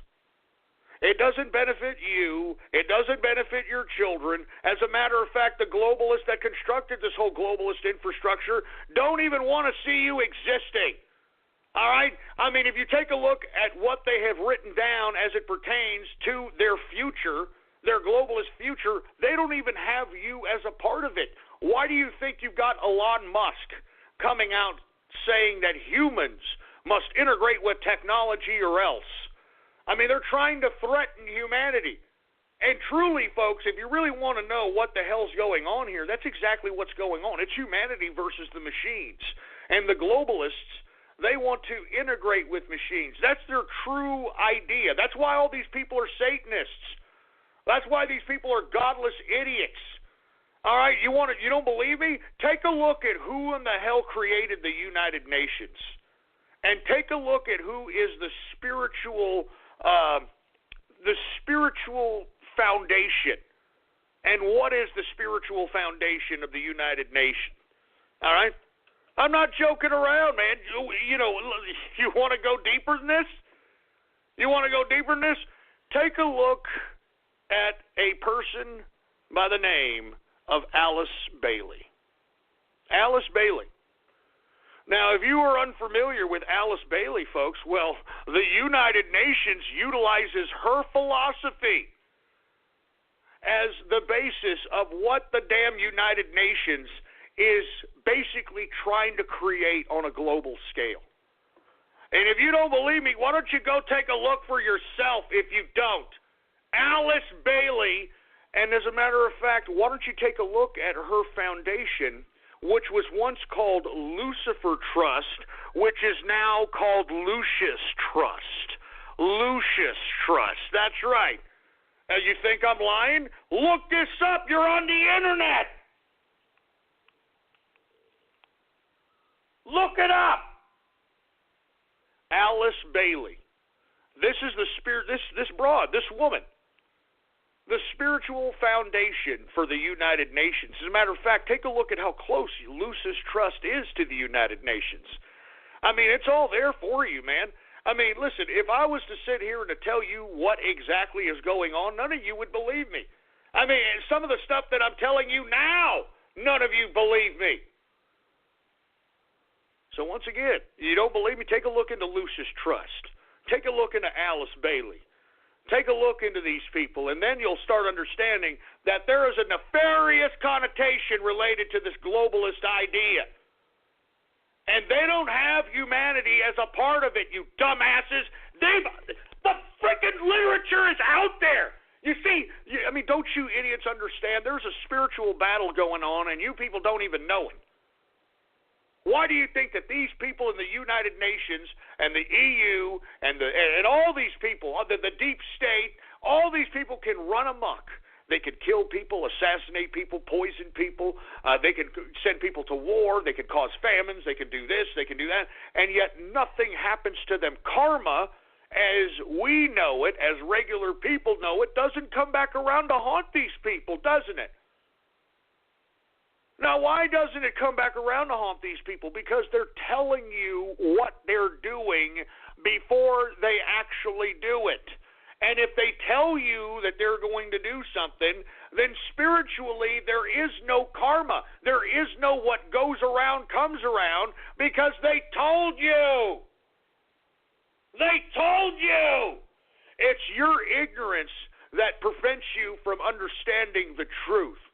And you see, folks, that's why what goes around comes around. It only happens to you. And you want to know why what goes around comes around happens to you? Because every time, and look, I'm sure this has happened to you in your life many a times. You did something that you knew you weren't supposed to do. You knew it was bad in your heart, and whoever put that idea that what you were doing is bad, it's an idea of belief that engulfs your body, that engulfs your brain. And you know it's bad, and then all of a sudden you get caught. Or if you don't get caught, something weird happens. Some, what are the odds type scenario happens that enables you to get caught or get exposed or get in trouble or be affected by the bad decision you make. I mean, am I right or am I wrong? I mean, you all probably have felt this. Am I correct?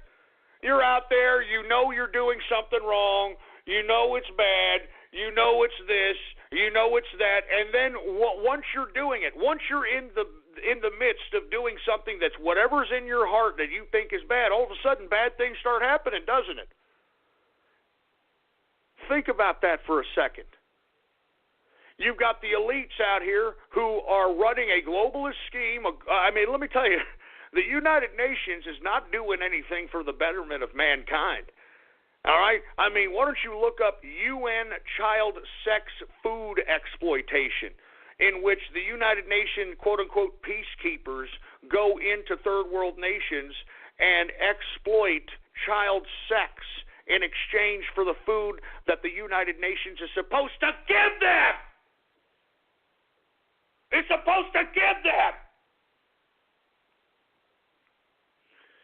So look, I'm tired of red-pilling people, but I'm telling you this right now, whether you believe it or not, these globalists believe it, all right? These globalists believe in this dark spiritual crap.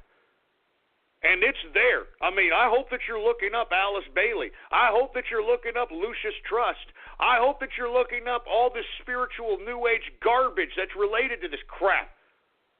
It's there, man. It's up to you if you want to look for it. You understand? You think that these people that are constructing this want you to look for it? Do you think that these people that actually want, you think they're actually going to just say, hey, you know what, here it is. Here's all our secrets, what we want to do to you. Here it is. Of course not. Of course not. Now, I want to thank first and foremost Metroid Junkie for the UN sex food scandal. Here it is. All right. There's an article how the UN sex for food scandal is prominent throughout all the peacekeeping missions of the United Nations. That should be something for you goddamn Pizzagate investigators to look into. And moreover, here is a YouTube video exposing, I'm assuming, Lucis Trust and its connections to the United Nations, so on and so forth. Folks, listen, I don't mean to be going into the spiritual aspect. I don't mean to be going into this stuff. I know it scares a lot of people, and I know that you people that don't believe this stuff, you're atheists or whatever. Fine, don't believe it. These people believe it. These people believe it, and because you don't believe it and they believe it, that's what makes them more powerful than you. So all I'm saying, there's a spiritual battle going on, folks. Whether you believe it or not, there is one. And one more thing. You remember old Barack Obama's "Yes, we can, yes, we can, yes, we can"? Remember that? Have y'all ever heard his little speech during his win as it pertains to his presidential win? Folks, have you ever heard him and the crowd responding, "Yes, we can, yes, we can"? If you play that backwards, it says, "Thank you, Satan." Yeah. Listen, I'm just saying, you can look it up for yourself. You believe whatever the hell you want. But I'm telling you, the people that are in power believe this. And I think it's rather coincidental, folks, that the deep state and Obama are going right after Jeff Sessions, even though, as Attorney General here in a very short time, Attorney General Sessions has gone after a nationwide pedophile, child sex abuse, child trafficking roundup. One of the biggest, at least in my recent memory. I think it's rather coincidental that this man is going after all these pedophiles. And look, read about all the roundups. Read about all the busts that are happening all across the country, busting these pedophiles and busting these child sex rings and busting child sex trafficking. Take a look. I think it's rather convenient that Jeff Sessions, as Attorney General, is going after this, and the deep state, who seems to be protecting a lot of Washington, D.C. bigwigs as it pertains to this whole Pizzagate, quote-unquote, fake news nonsense. Isn't that right? Yeah, I think it's rather convenient now they're going after Sessions, huh? Anyway, the bottom line is I don't mean to be dropping all this. I'm going off keister. And, oh, yeah, thank you, 727. Here is the YouTube video of Barack Obama saying, "Yes, we can." You play it backwards. It says, "Thank you, Satan." Take with that what you will, all right? I'm just giving you the information. It's up to you as a individual, as a person that is of free will. It is up to you to make your own belief system. It is up to you to accept what you want to accept. But if you don't want to accept reality and you don't want to accept the truth, that's your problem. Anyway, folks, my apologies. I went completely off keister there. I went off into, a whole bunch of different subject matters that I'm sure people are kind of freaked out about. My apologies. I did not mean to do that. But God damn it, man, you people need to get up off of the clouds, and you need to realize that there is something major going on, and stop thinking that there isn't. And it's way beyond politics. It's way beyond what we're seeing in our real lives. And I think that people need to realize what's going on here. That's all I'm saying. That's all I'm saying. You figure it out on your own. I'm not telling you to believe in anything, but the writing's on the wall. It's all there. The information is there. Take with it what you wish. All right? Take with it what you wish. Anyway, folks, let me go ahead and move on. We're running out of time here. Let's talk a little bit about Joe Biden. Yeah, that's right. The old vice president, old kookster, old Uncle Joe Biden, folks. The reason I want to talk about Joe Biden is because he came out today, of course, blasting Donald Trump, blasting him about how he's attacking the media and how he's dangerous, how these dangerous attacks on the media and the courts is a dangerous precedent, yada, yada, yada. And yet no one ever really talks about how Joe Biden, it could be dangerous to young children. I mean, have y'all seen creepy Joe Biden? I mean, folks, there is video evidence of Joe Biden getting too close to a young girl. and they've actually increased the volume into what he was saying into this young girl's ear. He said something to the effect of, "Hey, you need to come by my granddaughter's house," you know, and the young girl was completely freaked out. Okay, aside from that, I never understood why Joe Biden was even approved. All right, I can't believe Joe Biden was even approved to be the vice president, because lest we forget, Joe Biden had brain surgery in the 90s, man. I mean, did we forget? I mean, Joe Biden had brain surgery. This guy he's had half a lobotomy, all right? He's had half a lobotomy, and this guy is the vice president. Thank you very much for the two people that tweeted at me. Here is the video of creepy Joe Biden, all right? Here it is right here. Creepy Joe Biden, literally holding, touching, and being very close inappropriately with a very, very, very young preteen girl. In front of her parents, too, on top of it. I just retweeted it now. In front of her parents, on top of it. That just goes to show you how these idiots that are in power think that they could just get away with anything. They don't give a crap. Well, anyway, listen. The reason I bring up Joe Biden today, it's not just because he was talking garbage about Trump. It's time to start unearthing the creepiness and the dirt within these disgusting, despicable, bureaucratic personal lives, all right? Are y'all familiar with Beau Biden? Well, if you're not, folks, he died in 2015 of brain cancer. Y'all remember that? Joe Biden and Barack Obama, they emotionally juiced that from here to Timbuktu. That, oh, my boy, Beau Biden. And look, rest in peace, Beau Biden. I'm pretty sure he was a good guy. But if you want my personal opinion, and this is my opinion, I wouldn't doubt if he was sacrificed, all right, for Joe Biden's continued dominance within the political realm or something. I'm not even joking. And I know some of you are saying, "Oh, here goes Ghost. He's putting on the tinfoil hat again." Oh, yeah? Well, you would think, right, that Joe Biden's son, Beau Biden, dying of brain cancer, that would affect you. You know, you'd have a little bit of a sobriety, a realization. You live beyond your son. I mean, there's something wrong with that, right? Well, lo and behold, folks, Beau Biden's wife, the widow of Beau Biden, Haley Biden, who was married to Beau Biden until he died in 2015, he left 2 kids and Haley Biden. Well, folks, Haley Biden is now banging the brother of Beau Biden. Oh, I'm not joking around, folks. This is legit. Haley Biden is now hooked up with Hunter Biden. Hunter Biden was married to a woman named Kathleen Biden. They have since been separated for a little time.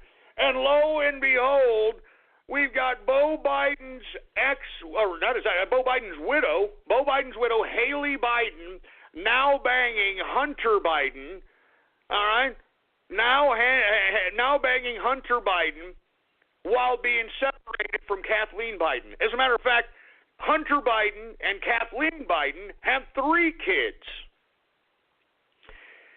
So when asked about it, Joe Biden, the patriarch of this disgusting, despicable, I don't even know what you call this. But you know what Joe Biden said? Well, I'm very happy for them, whatever they happen to do. I'm very happy for them. I'm a proud grandfather. I'm a proud father. I mean, you can't make this stuff up. This is liberal families right here, folks. This is liberal families. Beau Biden died 2015, wasn't long ago. I mean, it didn't take that long for Haley Biden to find old Hunter Biden pretty, I guess, sexually appetizing, and as a result, now both of them are banging. So if they bring both of their families together, because Haley Biden's got 2 kids, Hunter Biden's got 3 kids with Kathleen Biden, if Haley and Hunter have kids, are they going to be brother and sister or half brother and sister with their cousin? I mean, good God. I mean, this is the Biden family. This is the Biden family, for Christ's sake. mean, what was going on here? Was there like a secret cuckold going on? I mean, that's what I'm starting to think now. You know what I'm saying? I mean, was this some kind of swapping, some kind of swinger, some kind of cuckold connoisseuring? I mean, things like this just don't happen, folks, all right? And even if they do happen, they shouldn't be championed by the goddamn patriarch of the family in Joe Biden, all right? I mean, this just goes to show you that Joe Biden, you know, he didn't teach his children to be too upstanding, to say the least, all right? I mean, Hunter Biden, did you not like your brother Beau, brother? I mean, you're banging his widow? I mean, you're banging your brother's widow, man. You're banging your brother's widow! Jesus Christ, man. Anyway, look, I didn't mean to bring up this as a big issue here, but of course Joe Biden won't shut his half-lobotomized ass up. And instead of worrying, with all due respect, Joe Biden, about any kind of politics because you're no longer valid or relevant at this point in time, I think you need to go back and work on your family there, Joe. I mean, are you kidding me? I mean, how can you sit here and think it's okay? I don't get this. I mean, did you teach your son Hunter Biden to be this way, Joe? Huh? I mean, if you all are looking at that creepy YouTube video of Joe Biden inappropriately touching and kissing that little pre-teenage girl in front of her parents, in front of cameras, I mean, it makes sense why Hunter Biden sees no problem with moving in on his brother's widow, Haley Biden, even though that's probably one of the most inappropriate things that I've ever heard in my life. But you see, that's liberal families for you, isn't it, huh, buddy? That's liberal families for you, isn't it? Oh,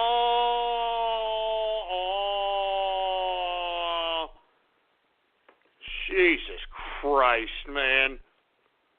Anyway, once again, Joe Biden talking garbage about my president, and yet he's got his son banging his dead son's widow, leaving his wife and 3 kids to do so. Yeah, great family values there, Joe Biden. Yeah, I'm sure you're such a proud father and such a proud grandfather, aren't you, you stupid son of a bitch?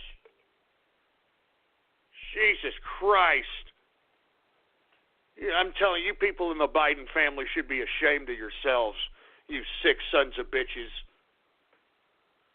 Anyway, let me move on, folks, because, we've got so much to talk about here.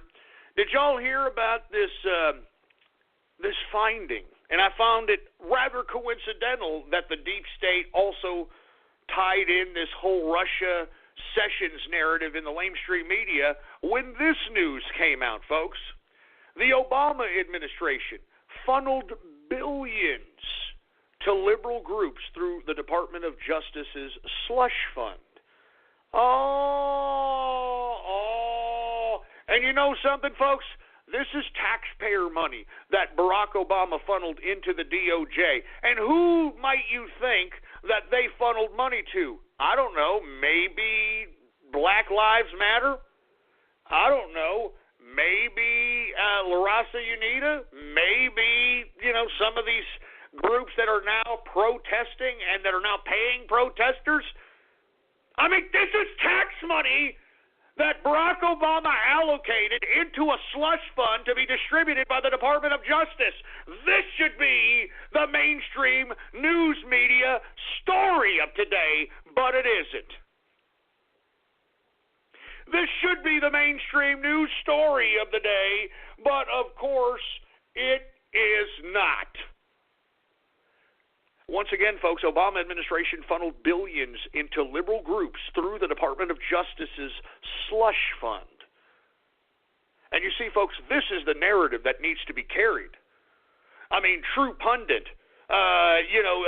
Daily Caller, Zero Hedge. I mean, you guys that are in the independent media, it's time for you guys to take this story and investigate.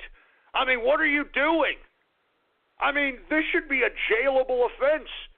I mean, I'm encouraging anybody who is an independent journalist, anybody who is a blogger, if you investigate this And if it goes all the way up to the president and to Black Lives Matter and some of these nefarious groups that are causing civil unrest in America today, then, folks, Barack Obama, Loretta Lynch, Valerie Jarrett, which is, of course, Barack Obama's top advisor. And, folks, did y'all hear today that Barack Obama, aside from him moving down the street from the White House in some mansion that he's conveniently walling up, this is Mr. Borderless, bringing immigration, open borders asshole. He's having a brick wall built around his house. I wonder why, Barry Soetoro. But did you hear Valerie Jarrett is going to move in with Barack Obama in his mansion? What? Yeah. Top advisor to Barack Obama during his tenure as president, Valerie Jarrett, is going to shack up, I guess, with him and Michelle Obama, at the Obama mansion down the street from the White House. Can you believe this? Valerie Jarrett is going to shack up with the Obamas. I'm not even joking. You can look this up for yourself. And you want to know why they're all shacking up there? I'm telling you, Obama needs to be arrested.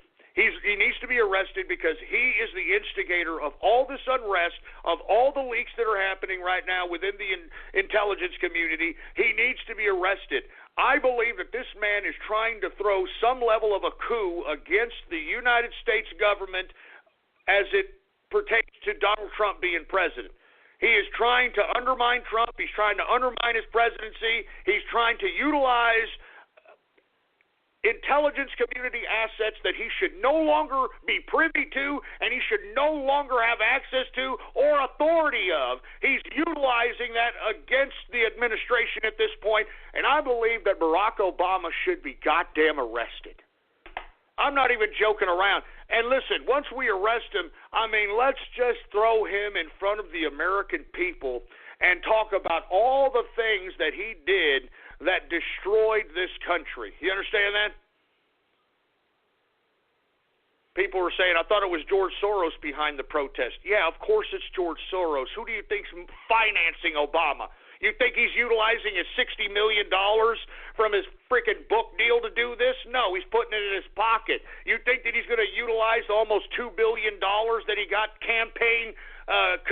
all the campaign contributions that he got during his first and second campaign for president? You think he's going to use that? No, he's going to put it in his pocket. Of course George Soros is funding all this crap. George Soros is funding it. The only reason that we know now that there was a slush fund within the Department of Justice is because Jeff Sessions and his people found it. They would have never have known. And who knows how that slush fund and how that money was accounted for. Who knows how it's accounted for? So anyway, folks, once again, Barack Obama and his administration funneled billions of taxpayer money. Billions, as in Bill Gates, billions of taxpayer money to liberal groups through the Department of Justice. This should be the story of the day, folks. This should be the story. This is arrestable offenses. This is jailable offenses. And let me tell you, I hope that Jeff Sessions goes into this angle of what the hell and where the hell this slush fund, who it went to, who funneled it. Obviously, it was that scumbag Obama that did. But it's time to do some investigating, Attorney General Sessions, and it's time to take down Barack Obama. It's time to take this son of a bitch down. I'm not even joking around. This guy, if he is not arrested within the next couple of years, this idiot is going to take down Donald Trump. If Barack Obama is not arrested in the next couple of years, he's going to utilize his assets in the deep state, which he should have no authority over, but because the people within the intelligence community liked his foreign policy, because they may have had a financial vested interest to like it, that's why they're loyal to Obama. It doesn't mean that they like him. They don't like Obama because, hey, you don't think you think that they actually like that Barack Obama's a power bottom, huh? To a tranny with probably about a 15 and a half, if you know what I'm talking about? No, of course not. They're doing it because they know that Barack Obama's foreign policy gave them work and probably gave them lots of work, lots of overtime, lots of expendable money, so on and so forth. So that's what they're loyal to, folks. So once again, please, Sessions, it's your opportunity right now. And this is what Trump needs to do. Trump needs to go right at the jugular of Barack Obama. He needs to go right at it. Look at the DOJ slush fund. Look at its connections to all these little groups that have come out and caused ruckus and havoc. Follow the money, and then once there's enough definitive evidence, put it in front of the American people and show that Barack Obama was an anti-American president, and the whole reason why we are here in this ridiculous, precarious situation in American history is because of this anti-American piece of trash, and he should be arrested. He should be arrested. Son of a bitch, Obama. And your name's not even Barack Obama. Your name is Barry Soetoro, numbnuts. That's why Netflix, remember they marketed that movie? You met Barack Obama, now meet Barry.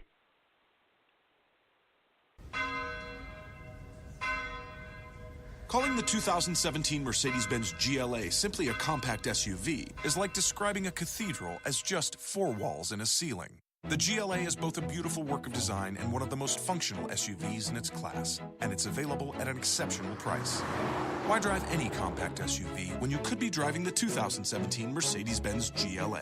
Visit MBUSA.com/GLA to learn more. Mercedes-Benz, the best or nothing.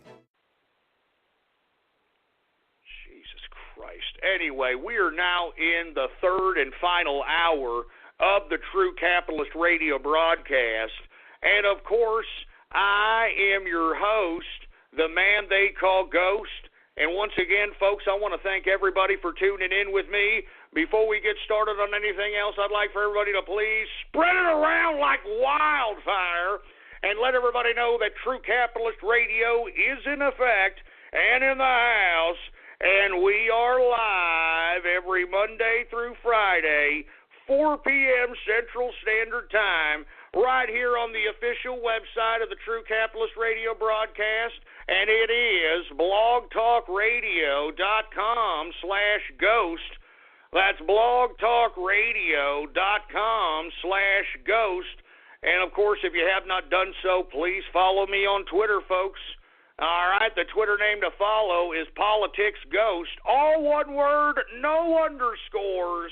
Politics Ghost is the name to follow. Have you been looking at the amount of people that are now following the account, folks? We are now at 11,200 people. The capitalist right is rising, boy. The capitalist right is rising. And you're witnessing it right before your very eyes, folks. You're witnessing it right before your very eyes. And besides, haven't you noticed here recently? Haven't you noticed here recently now the alt-right is starting to take notice of the capitalist right? That's right, boy. The alt-right is starting to take notice of the capitalist right, baby. All right? And for you folks that are unaware, today, I, for whatever reason, got into a little bit of a Twitter spat with the alt-right gateway pundit, White House correspondent, Lucian Wintrich. And, of course, for you folks that are unaware, Lucian Wintrich was the feller who was supposedly in the mutilating animals while naked pictures. He literally quoted me because I tweeted at him because he was shocked. He was shocked that here, let me give you the tweet. It says, "LOL, this is the 4th time." Oh, let me say it in more his let me say it in more his vernacular. Let me get a Lucian Wintrich going on. LOL, this is the 4th time a university's canceled on me in the last 3 weeks. What happened to education in this country? Sad. And I tweeted him saying maybe it's because of the pictures of him naked while mutilating animals. hashtag alt-right, hashtag spirit cooking, hashtag ghost. He tweets back with Genesis 9:3. Every moving thing that lives shall be food for you. And as I give you the green plants, I give you everything. I mean, give me a break. He quotes a Bible verse. So I tweet back at him and I say, seriously, so you mutilate animals while naked and posed for pictures with them? Posed for pictures with the carcasses for nourishment? You're joking, right? And then he tweets back, you obviously have no idea what I look like if you thought that was me, nor do you understand how to prepare waterfowl. Sad. And I tweeted him back, you could have denied it the first time, but like most femme homos, and listen, I mean, that's true. Most femme homos, I don't know what the hell it is their problem, but like most femme homos, you want to draw this out into a dramatic episode. And I told him to get on the short bus. And I swear to God, folks, he tweets out, and look, let me go ahead and retweet the tweet he tweeted at me. He tweeted, breaking, unearthed picture of anonymous coward, politics ghost, headed from Curves to record his lo-fi podcast, and he puts a fat ass on a hover round. Now, look, I'm gonna tweet it. I'm gonna retweet it again here. Right here it is, right here.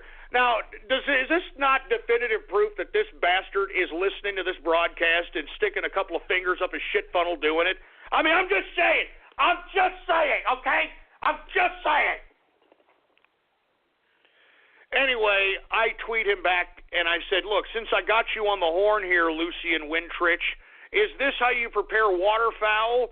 And I tweeted at Marina Amrabovic, and I said that she must be impressed. Let me go ahead and retweet that one here. Here it is. And he did not necessarily respond to me. He responded to other people when asked, why don't you come on the broadcast? Why don't you give your side of the issue? He said, lo-fi podcast. I don't do lo-fi podcast. And you know, the funny part about it is, this Lucian Wintrich, Mr. Alt-Right, Mr. I don't know what you call this guy. He's a White House correspondent. So that means that he was there waiting around the White House, waiting for Sean Spicer to go into, the press room so that they can ask their questions. He was waiting around he was waiting around, okay? He was waiting around the White House and at the same time tweeting me this crap. I mean, can you believe this? Waiting around the White House, and then he's tweeting me this crap. I'm just saying. I'm just saying, man. I'm just saying. I mean, this guy is sitting. He's a White House correspondent, for Christ's sake, man. He's sitting around the White House. This son of a bitch is sitting around the White House, and he's tweeting at me, for Christ's sake. He's tweeting at me. I mean, what's going on with this alt-right movement, man? Look. I don't have any problem with anybody being homosexual, okay? I don't. But I'm starting to believe, and this is my opinion, maybe I'm wrong, but I'm starting to believe that all this Milo Yiannopoulos, Twinks for Trump, all these little boys that are wearing MAGA hats that are in very sexually persuasive, sexually explicit poses. If you want my personal opinion, listen, there is no other explanation that I can think of in my head. So this is my opinion. There is no other explanation that I can think of in my head other than the fact that these twinks, these, homosexuals, these effeminate males are being utilized under the guise of Make America Great Again, Trump train, to basically expose closet homosexuals within the right wing political persuasion. And that's my opinion. I honestly believe that. I honestly believe that these twinks are being used by the supposed alt-right faction to try to find out who within the right-wing political spectrum are closet homosexuals. And why would they want to do that? Well, in my opinion, they would want to do that the same reason why Huma Abedin and Anthony Weiner had secret files on the government. Blackmail, baby. All right, blackmail. And this is my opinion, of course, folks, because, I mean, you know, you take a look at these photographs, you take a look at the type of risque photography that, you know, that these people are going to, I don't know, call art? I don't know what the hell you call this stuff. But in my personal opinion, I think that they're throwing young twink ass out there and calling it Make America Great Again, calling it, you know, pro-Trump, so they can lure some of the more affluent names of the right wing and get them in compromising gay situations. And, you know, I'm just saying, I see no other reason why this is happening, in my opinion. Now, Lucian Wintrich, I have nothing against the guy other than the fact that when I saw Deplorable, him and what looks like his older, I mean, if it isn't his gay lover, it sure as hell looked like it. It was this older man that runs the Gateway Pundit, and they were leprechauning their asses all over the place instead of taking the seriousness of the situation.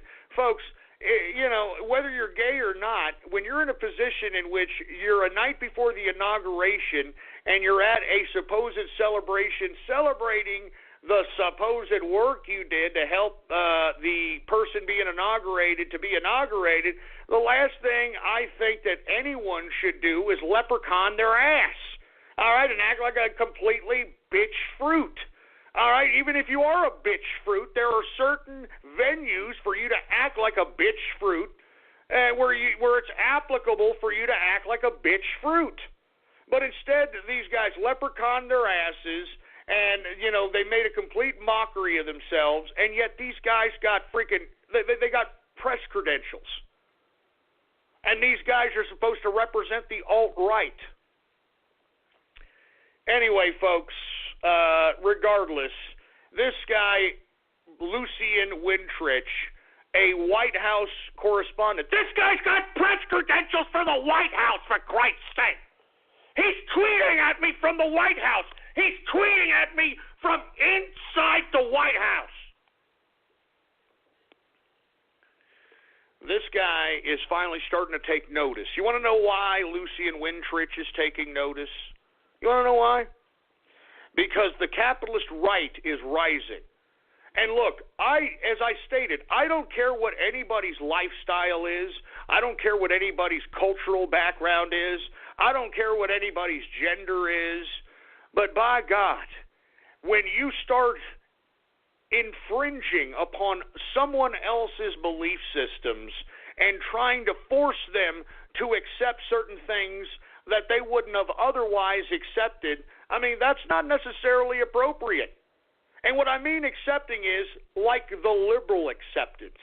And that's what Wintrich and his, you know, Milo Yiannopoulos and his twinks for Trump and all this other crap, that's what that represents. It represents what the left is doing. It represents what the left is doing. It is utilizing this hypersexualization for identity. And you see, we on the right are supposed to be smarter than this. We're not supposed to utilize culture or sexual identity or racial identity or anything to that capacity. What we should be focusing on is capitalism, liberty, and at this point in American history, nationalism. Because, folks, if anyone embraces those three adherents, then we should accept whoever the hell they are. And what I mean accept, I don't mean accept. Let me rephrase that. That means that you should not bash or leave alone, even if you don't accept the individuals. Just keep your mouth shut because they are on the same side as you are, as long as they're not leprechauning their asses, as long as they're not showing twink ass at your goddamn face or something that you don't like that is infringing upon your person, then you need to just lay off. All right? We're all capitalists. And that's what the capitalist right emphasizes. We emphasize difference because, as I stated, folks, difference is the basis of individualism. And it's individualism that's the crux of capitalism. Because, folks, what does capitalism do? It makes those that are the best that create, the best that innovate, the best that work, the best that earn. They put them up at the top. They put them up at the top. Why? Because they work to get there. And once those people at the top stop working, well, then they're going to come back down. They're going to come back down, folks, and that's what capitalism is about. It's not about who. It's not about what. It's about how much. You understand that? It's about how much. How much are you worth? How much net worth do you possess? How many businesses do you have? Do you understand that? That's what it's about. How happy are you in life? It's not about what you are. Who gives a crap about what you are? Everybody is that. You see, that's what I don't get about the LGBT movement. They want everybody, pride this, pride that. Pride about what? That you like taking it in the pooper? Great, we get it. All right? I don't understand why sexuality has to be the first thing one has to know about you. It's as if your person and the content of your character, isn't that what Martin Luther King said? The content of your character means nothing. And that same goes for those that are race hustling, that believe that the first thing one has to know about you is your culture or your race. What happened to the content of your character? What happened to that? That's why I'm saying, folks, the capitalist right is rising, and that's why Lucian Wintrich is taking notice, because him and his alt-right fantasy of twinks for Trump and exploiting the right-wing spectrum for blackmail purposes, in my opinion, because I don't know what other motive he has. I have no other reason why he's trying to show his ass off, why he's with boys in a tub. I don't know what the hell, but in my personal opinion, it's no different than the left. And if Wintrich is going to act like the left, then he is not a part of the capitalist right. He is not a part of the right as far as I'm concerned. He needs to go to the left where he belongs. He wants to leprechaun his ass. He wants to be an overt pervert. He wants to go and intertwine dead carcasses with sexuality. Go to the left. Go with Marina Abramovic. Go with spirit cooking, because us on the right, we don't want you. Do you hear me, Lucian Wintrich? Us on the right, we don't want you. And it's not because, are you homophobic? Is this a homophobic thing? No, it's not. All right? Because let me tell you, a capitalist is a capitalist first, and a homosexual not even second, like fourth or fifth down the line. All right? A capitalist is a capitalist first, maybe a family man second. If not a family man second, an individual second. Do you understand? Being a homosexual or your sexual orientation is not something that should be the focal point of what you are. It's the content of your character, asshole. Jesus Christ. Anyway, look, I don't mean to talk anymore about this freaking Lucian Wintrich, all right? I don't know why he got White House credentials, but whoever gave it to him, they need a revetting as far as I'm concerned, all right? Hey, they need a revetting. And you want to know why Wintrich, he's a White House correspondent. He's at the White House every day. You want to know why he's tweeting at me? Because the capitalist right is rising. The capitalist right is rising. Anyway, I'm going to move on to another subject matter. We're running out of time here. All right? Let me move on. Let's talk a little bit about the coverage of the President of the United States. All right, for the first month of his presidency, let's talk a little bit about media coverage. Well, Media Research Center studied all the coverage that was covering President Trump during his first month in presidency and found that 88% of the mainstream media coverage on the president was negative. All right? Let me tell you that one mo again. And you wonder why the president is saying that the mainstream media is an enemy of the people? Let me tell you that one more again. Media Research Center finds that 88%, much like Doc Brown's 88 miles per hour, 88% of the mainstream media coverage on POTUS, the first month that he was the president, was negative. I mean, give me a break, man. I mean, what have I told you? It's Trump against the world, man. It's Trump against the world. And that's why those of us that are organic, because this is an organic radio show, folks. This is an organic podcast. This isn't promoted anywhere. I mean, there are no ads to say, hey, come on over and listen to True Capitalist Radio. Come on over. There are no ads. This is organic. That's why I ask you to please spread it around like wildfire, and y'all do. And that's why we're so big. That's why the capitalist right is rising. We are an organic movement, but it is up to us. It is up to us to make sure that we take the responsibility of being the new media and take it serious. And it's time for us, folks, to disseminate the information so that we can help shape the narrative of Mr. and Mrs. Joe Sixpack. We have to do it, because if we don't, this mainstream media is not going to do it. They're not going to do anything. They're going to trash this president. I mean, take a look at this goddamn study by what is this? The Media Research Center. I mean, this is an independent study by the Media Research Center. 88% of the mainstream media coverage of the president was negative. 88%. Give me a break. That's why I'm telling you, I am imploring you, please, man, whenever yours truly tweets something out, retweet it. It's just a freaking click, for Christ's sake, so that more eyes can see that information. All right? So that more eyes can see that what the mainstream media is saying is pure fake news, that the mainstream media is an enemy of the people. And I want everybody to repeat that. The mainstream media is an enemy of the people. Because if they were a friend of the people, they wouldn't be giving us hyper-sensational yellow journalism. They wouldn't be giving us journalism the equivalent of the National Enquirer or the Globe. They would be giving us actual facts, actual information. They would be informing us on what the migrant crisis is doing to Europe at this point in time. They would be showing us the truth, but they don't.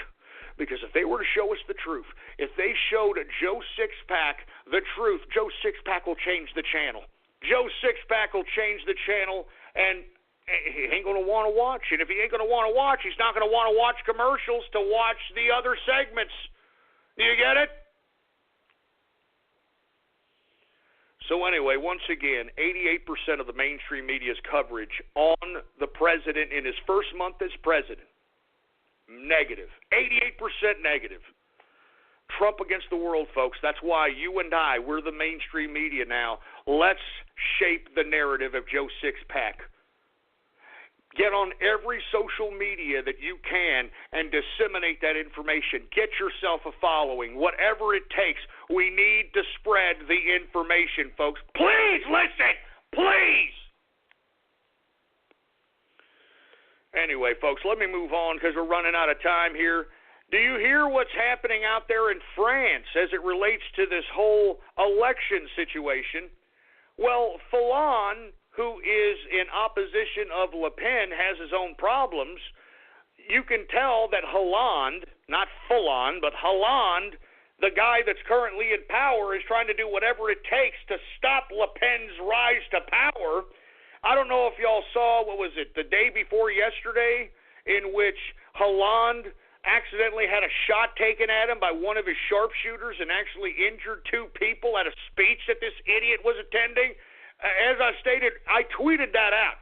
I tweeted out that Hollande, some sharpshooter that was supposed to be looking out for Hollande during the speech, accidentally tried to take a shot at him and killed two people, or didn't kill two people, excuse me, two people got injured. My apologies. I thought that was a false flag gone bad. I thought it was a false flag gone bad. It was buried underneath a whole bunch of other stories. No one really talks about it, so on and so forth, okay? So they need to take out Marine Le Pen. They got a character assassinator. They got to do something to slow the momentum. She is rising in the polls, folks. And if you take a look at what's going on in Paris right now, Paris is in riots right now. And, of course, the mainstream media isn't going to show you that, but Paris is in riots right now. And the reason that the people are going towards Marine Le Pen as a potential new leadership is because what they have been dealt thus far has not worked, and Hollande is going to do whatever it takes to hold on to power. So what did they do? Well, of course, Hollande, being a socialist, globalist jerk-off, has his connections with the European Union. Now, because Marine Le Pen is a part of the Parliament of the European Union, she's a part of the European Union Parliament, she is given diplomatic immunity. All right? And that means that she can't really get in trouble for too much stuff anywhere she goes in the world, believe it or not. I think you folks need to research what diplomatic immunity is, and you need to research that if any foreign national has diplomatic immunity, you may want to watch out hanging out with that person, because if they don't like you, they could kill you, and they've got diplomatic immunity. They're out of here, no questions asked. No one's going to try them. That's all there is to it. They can commit crimes elsewhere, and they've got diplomatic immunity, and nothing can happen to them. Do you understand? That's what diplomatic immunity is. Now, with that being said, because Marine Le Pen is sitting in the European Parliament, she has diplomatic immunity. Now, because Hollande, this socialist globalist asshole, has connections with the EU, it was very easy for them to coordinate something that has just transpired. Now, Marine Le Pen, she is a very fearless person when it comes to her disdain of the migrant crisis, her disdain of radical, violent Islam, and she has made she hasn't hidden it at all. Let's say, she has not made it silent. She is vocal about this. She has made it loud and clear her position on radical Islam. Well, folks, it seems as if she tweeted something here recently in which she displayed the barbaric terrorism in relation to radical Islam. And basically it was a couple of tweets showing beheadings of individuals at the behest of ISIS and other Islamic terrorist groups. And because of those tweets, because they were, quote, gruesome, because they were graphic, the European Union saw an opportunity to lift Le Pen's diplomatic immunity. And now that Le Pen no longer has diplomatic immunity as it pertains to her being an EU Parliament member, now we're going to have France attempt to try to throw Marine Le Pen in jail, and they're going to throw her in jail based upon these tweets, folks, because I don't know if you're familiar, but France has a very, very strict policy as it pertains to insulting Jews or Islam or things to that capacity. I mean, it's a jailable offense. I mean, do y'all remember that one French, I believe he was a fashion designer, he made some off-the-cuff comment about Hitler or something to that capacity, and they threw this guy in jail? They threw him in jail in France! So as I'm stating right now, folks, they are going to try to throw Marine Le Pen in jail in an attempt to try to offset her rise to power. And her being lifted this diplomatic immunity as a member of European Parliament shows that they are moving in place to arrest Marine Le Pen. So we need to go out and make sure that everybody out there in Europe, everybody out there in France knows what's about to happen, because they are setting Marine Le Pen up for arrest. And when they arrest her, of course, their mainstream media is going to throw who the hell knows what kind of story spin on this arrest for Marine Le Pen. So what does that mean? If they're able to offset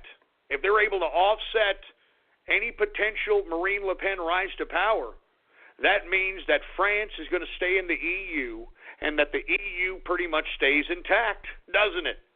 Now they got to work on Wilders in Netherlands. Wilders is another individual who isn't very happy about the migrant situation. He's very staunch against Islamic radical terrorism. We shall see, folks, but this doesn't look good for Le Pen at all. This does not look good for Le Pen. Once again, European Parliament lifts Marine Le Pen's immunity for tweeting an ISIS beheading video. Or videos, period, for Christ's sake. Give me a break. Watch it. Watch out, folks. I'm telling you, they're going to try to arrest her for this. Watch. And this could potentially end the rise of power to Marine Le Pen. That's why we have to disseminate this information, folks. Do you get it?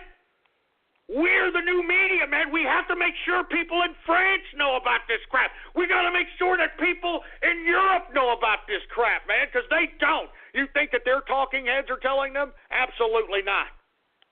Hi, I'm a helpful Southern California Honda person, and recently we've been doing random acts of helpfulness. Like decorating a children's hospital, helping a mom get a tutor for her son, and even replacing stolen tools from a car break-in. And right now, during the Honda Dream Garage sales event, we can help you too with a great deal on an award-winning Honda. Like the Accord, a 2017 Car and Driver 10 Best a record 31 times. Click the dealer locator link to find a dealer near you, and go to SoCalHondaDealers.com to suggest a random act of helpfulness for someone you know. Car and Driver, January 2017. Anyway, let me move on to another subject matter. We're running out of time here, man, all right? I want to talk a little bit about Philippines' Rodrigo Duterte. And for you folks that are unaware, Rodrigo Duterte, which is the president of the Philippines, has implemented a war on drugs strategy, which is a literal war on drugs.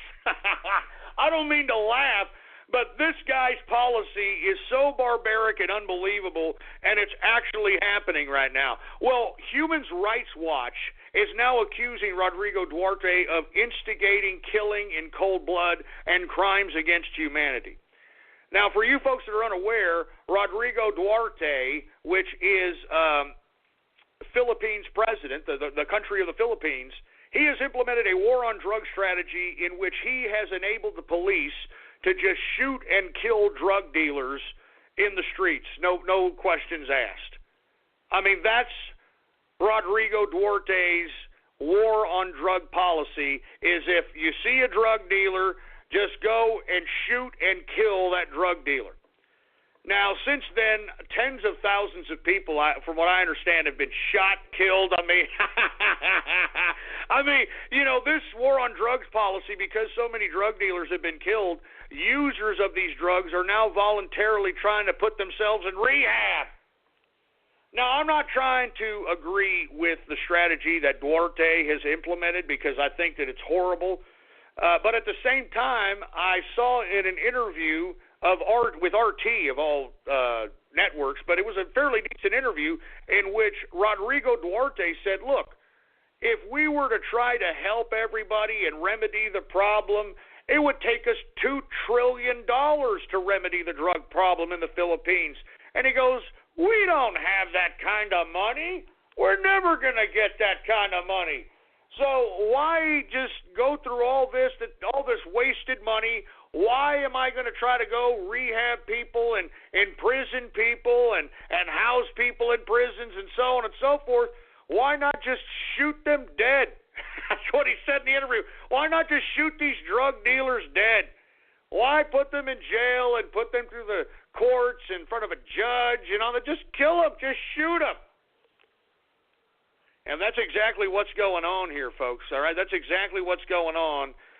Rodrigo Duterte and his literal war on drugs, according to Human Rights Watch, is a crime against humanity. Now, it depends on how you look at it. I mean, what's the bigger crime against humanity? The drug dealers that are keeping everybody all hopped up on whatever drugs out there and, having people birthing babies that are hooked on drugs and getting kids hooked on drugs, or killing the drug dealers. I mean, remember, this is not a first world state that we're dealing with in the Philippines. And I'm not really too sure if Duterte is in the wrong here or in the right. I'm not even really too sure. It's a very precarious situation. I wouldn't know what I would do if I was the leader. Anyway, folks, once again, Human Rights Watch accusing Rodrigo Duarte of instigating killing in cold blood, crimes against humanity because of his war on drugs, literal war on drugs, all right? Let's continue going here. Last but not least, South Korea and U.S. begin large-scale annual drills amidst North Korea's tension. And, of course, North Korea responded not too favorably to this. So I don't really know what the hell is going to happen with this North Korean situation. I would like to think that the administration would try to have some sort of communication with Kim Jong-un to gauge what kind of mental state this lunatic is in and whether or not he can be negotiated with. Because as I stated, I think that China is starting to back off a little bit because they don't know what the hell damn Kim Jong-un is going to do. I mean, he's a lunatic. So we shall see what the hell happens. Once again, South Korea and U.S. begin large-scale annual drills amidst the North Korean tension. And, of course, North Korea responded not too favorably to that. So it's very, very unfortunate here, but I hope that the administration can see that there is an opportunity to unleash a crazy mercenary on the Asian Peninsula. And what I mean by that is, I've alluded to this many times, all Trump has to do is go back to the 1994 Joint Framework Agreement that was agreed to by Madeleine Albright and the Clinton administration. Go back to that, and in that agreement they promised all kinds of stuff which the United States never did. If we go back to that, I think Kim Jong-un will do whatever the hell the United States wants him to do, and that includes agitate the hell out of China. Agitate the hell out of China. And that's all there is to it, man, because I'm tired of China flexing nuts. I'm going to be completely honest with you. I'm tired. Look, I'm not going to talk too much about China, but I'm tired of them flexing nuts. That's all I'm saying. I'm tired of them flexing nuts. I'm tired of them flexing nuts, for Christ's sake. Anyway, folks, that's about it. Give me my drink. Give me my goddamn drink, for Christ's sake. Good stuff. Anyway, folks, that's enough. I've had enough for this Bathhouse Thursday, for Christ's sake. All right? And let me take a look at what the hell's going on with the Team Optimism against Team Fortune Cookie here. Because that's, I'm under pressure on this crap, man. I'm telling you, I'm under pressure. Well, it seems as if Mr. Fortune Cookie is up by 2. Jesus Christ, man. Jesus Christ.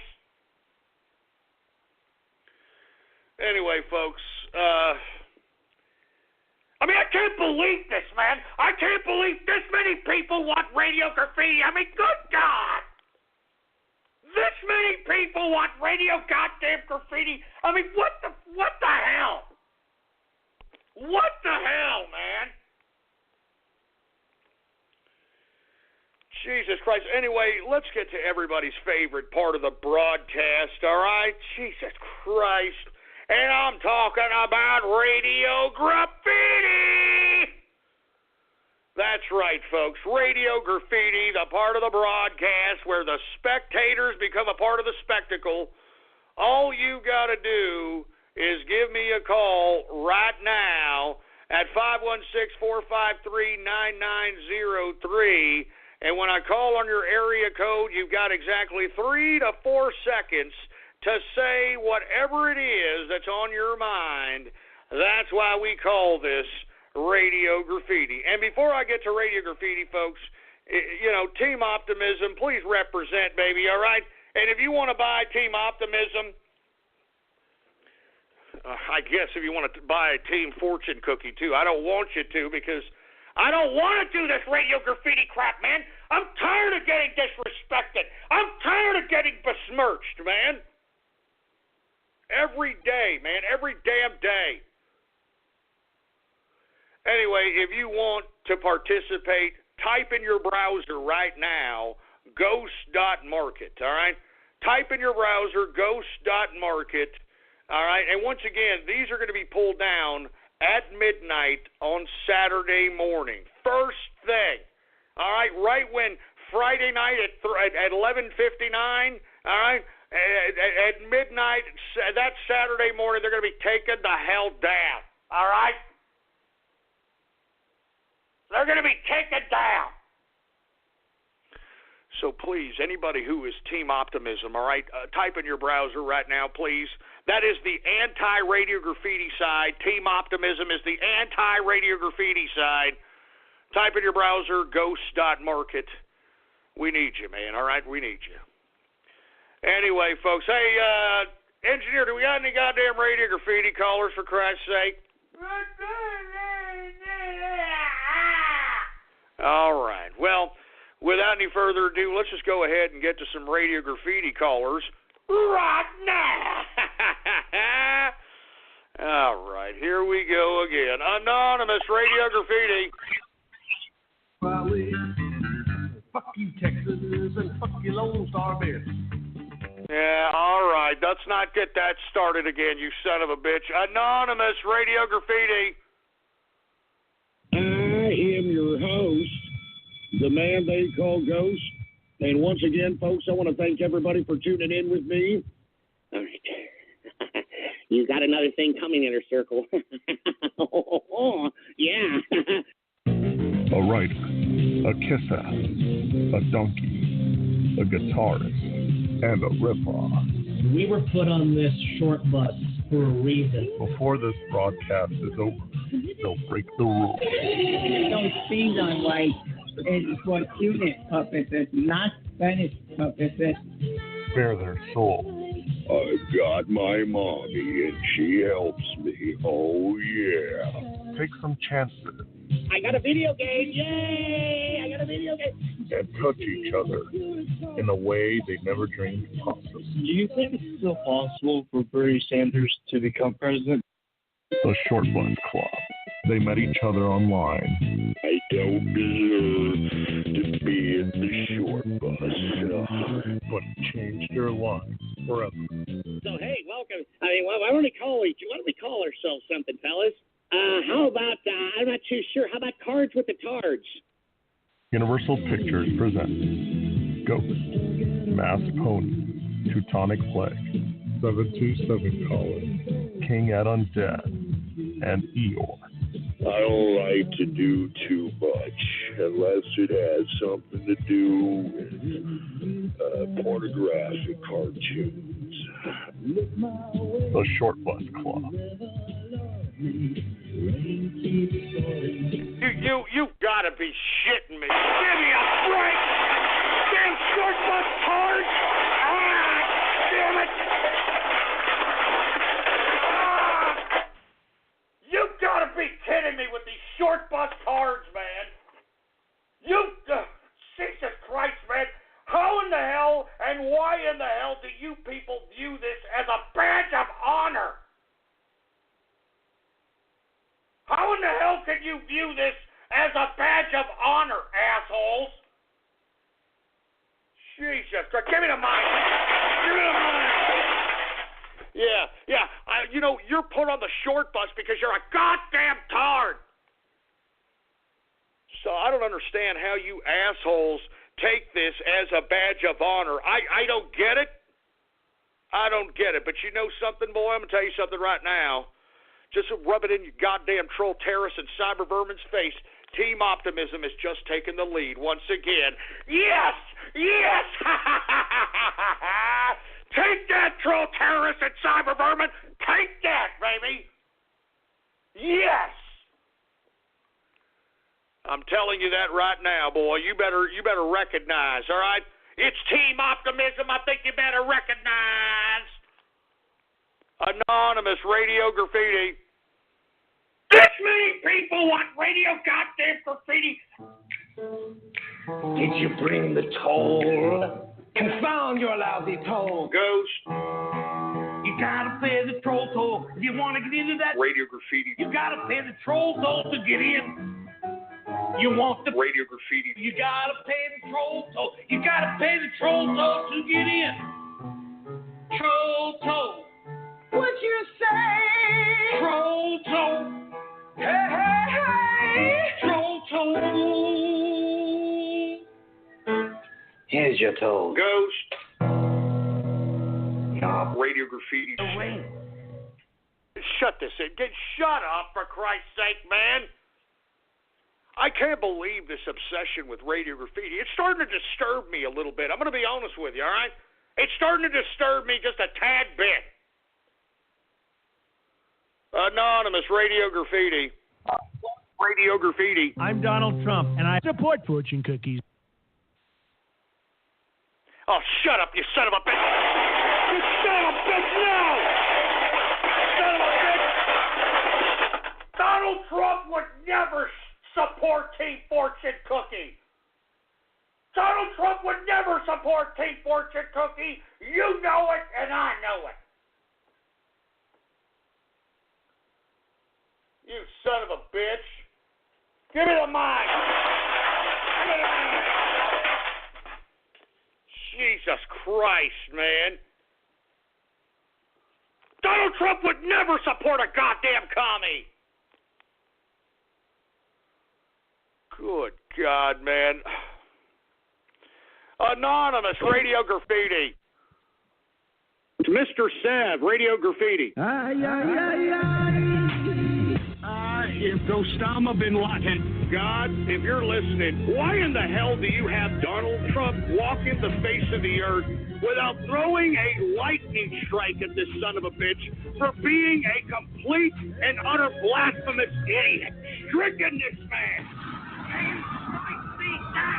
With the sword of brimstone. May you smite these down with the flames of fire. May you smite these. May you smite these. May you smite these.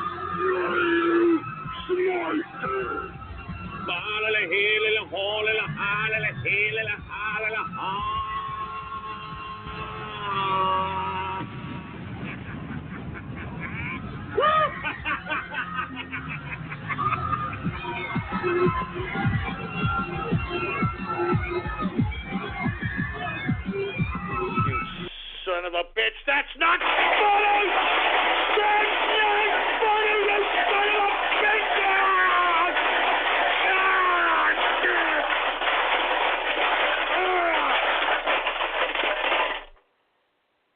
That's not funny! Don't you dare make fun of my president like that! That's not funny! That's not goddamn funny, you sack of crap! That's not funny! Good God, man. Good God. Give me the freaking mic.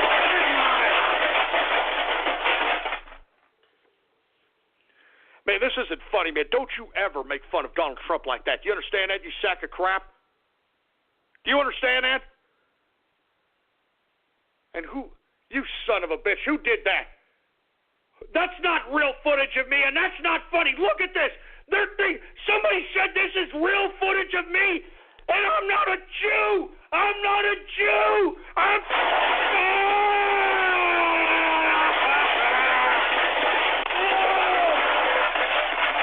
not a Jew.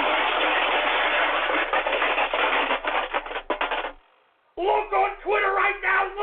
Look on Twitter. Look, they said that's footage of me. That's not footage of me. I'm not a damn Jew. Shove it up your ass.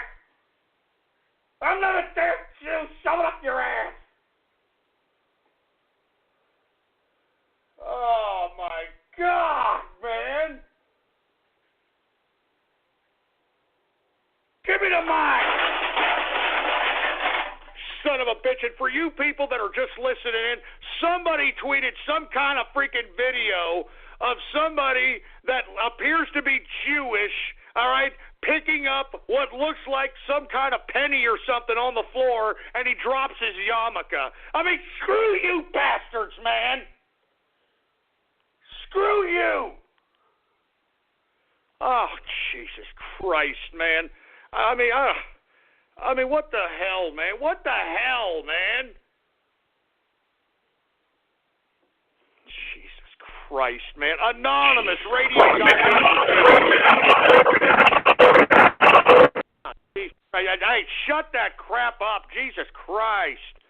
Anonymous radio graffiti. Jesus Christ. I guess another Helen Keller deaf mute, huh, you silly bastard? Anonymous radio graffiti. Dan all bronies. Dan all bronies. Dan all bronies. Dan all bronies. Dan all bronies. Okay, we get it. Let's not bring that back, please. All right, let's not bring that back. Anonymous radio graffiti.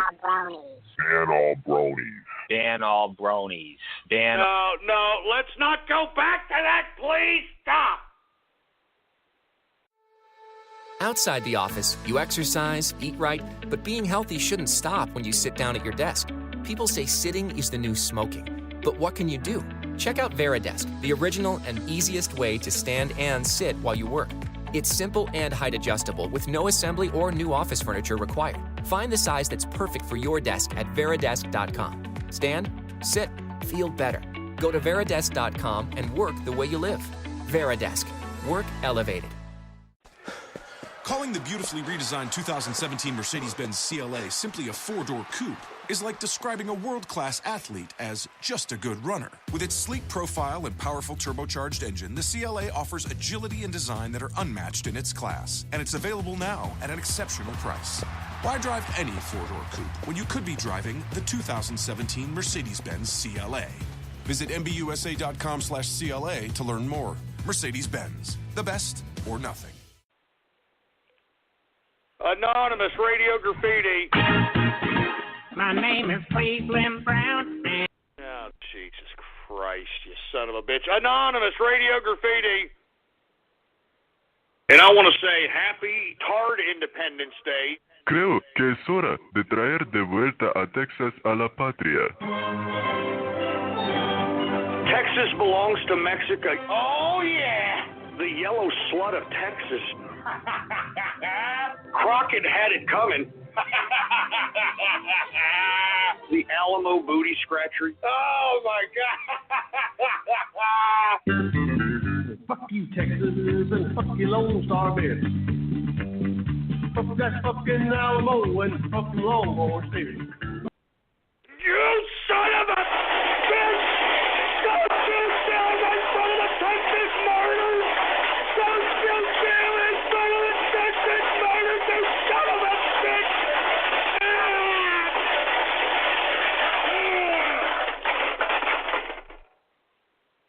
You son of a bitch! Oh my God, man! Jesus Christ! Don't you dare, man! Don't you dare make fun of the Texas martyrs, man!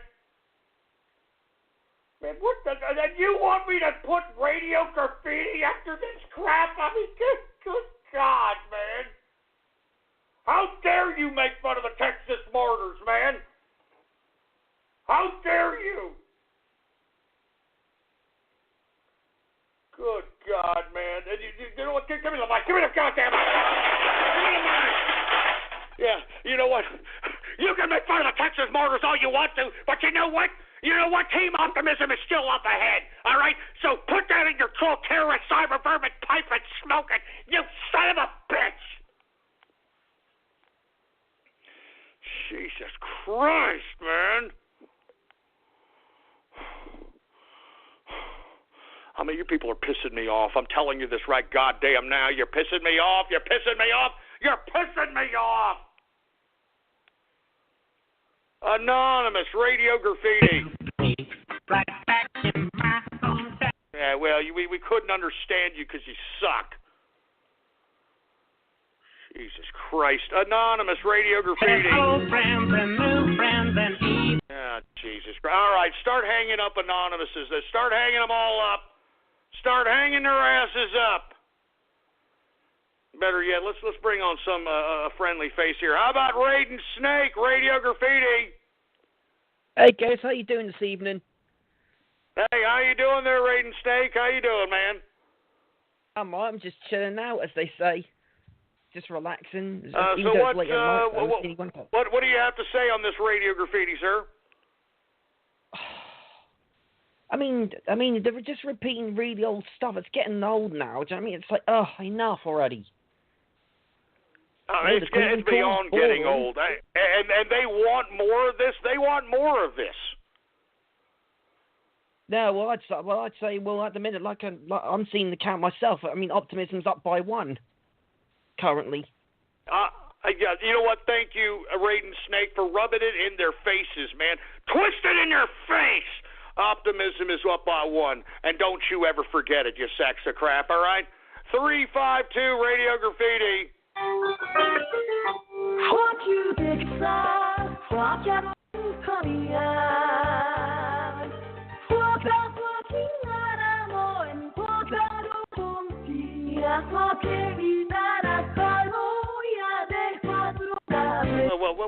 What the hell kind of crap is that? What language are you people talking over there? Anonymous Radio Graffiti. Hey, let's just go ahead and hang them all up. Hang them all up, engineer. 609 Radio Graffiti. Dormy Sweet, Radio Graffiti. I'm just saying something's happening here, and I think that I'm onto something, and I hope that, they don't slip freaking polonium freaking 210 in my freaking food, all right? Anyway, look, I'm going to move on here. Let me get a drink.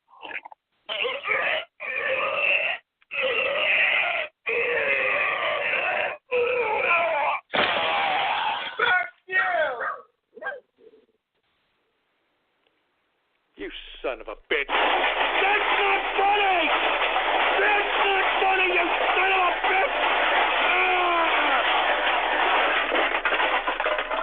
Jesus Christ, man! I mean, why is it that you idiots want me dead? Why? I mean, seriously, I can't go a day without you morons putting some splice wanting me dead. Give me the... Dynamite! Jesus Christ, this is pissing me off. For Christ's sake, it's pissing me off. 352 Radio Graffiti.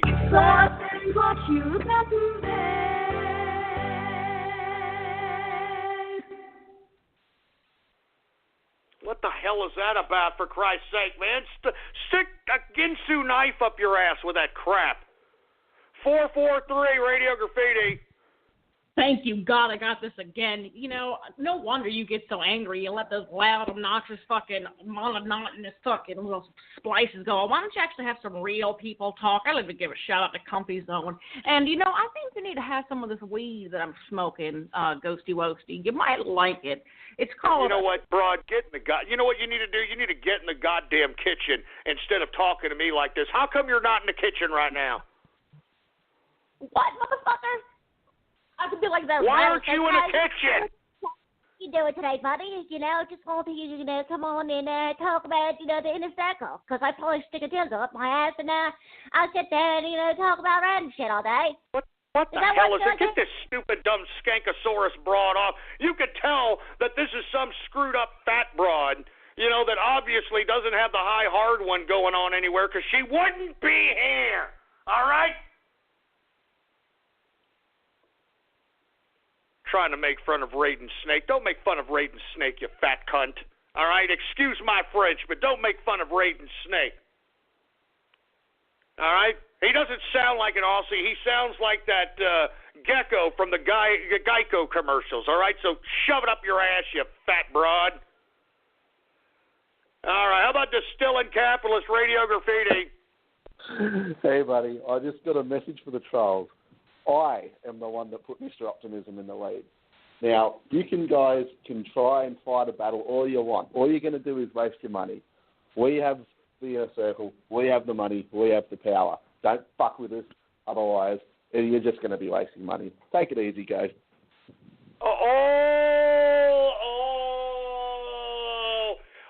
Wrecked, baby, wrecked. I mean, what do the brothers say online? Yeet! Yeet! Yeet! Man, that was hardcore, man. How about 435 Radio Graffiti?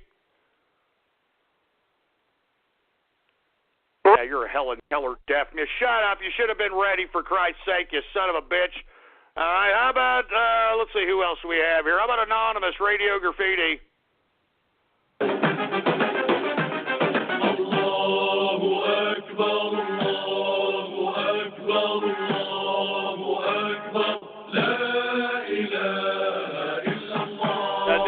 No, come on. Don't even go there. Don't even go there, you sack of crap. 620 Radio Graffiti. Shout out to Robbie V, and we bought one of your Mr. Fortune cookies autographed, Ghost.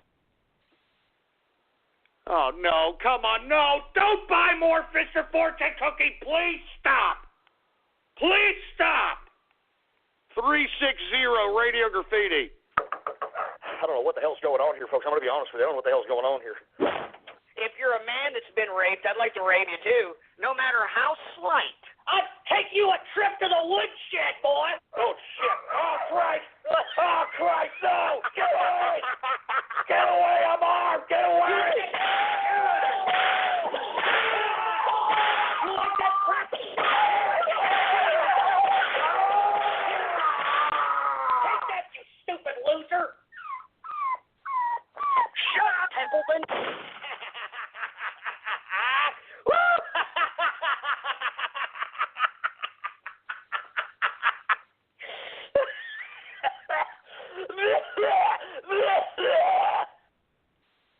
You son of a bitch! Yeah, damn it, you son of a bitch! Yeah! You fuckers!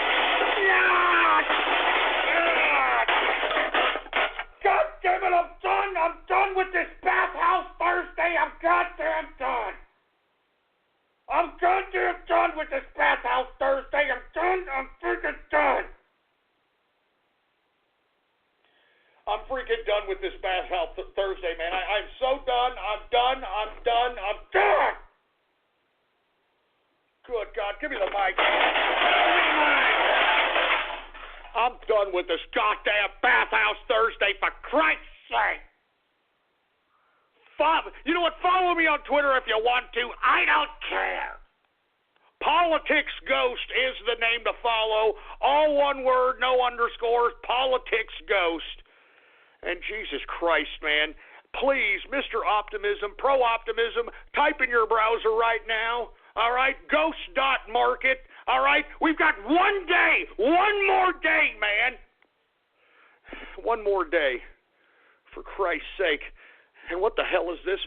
Mr. Fortune Cookie is back in the goddamn lead? No!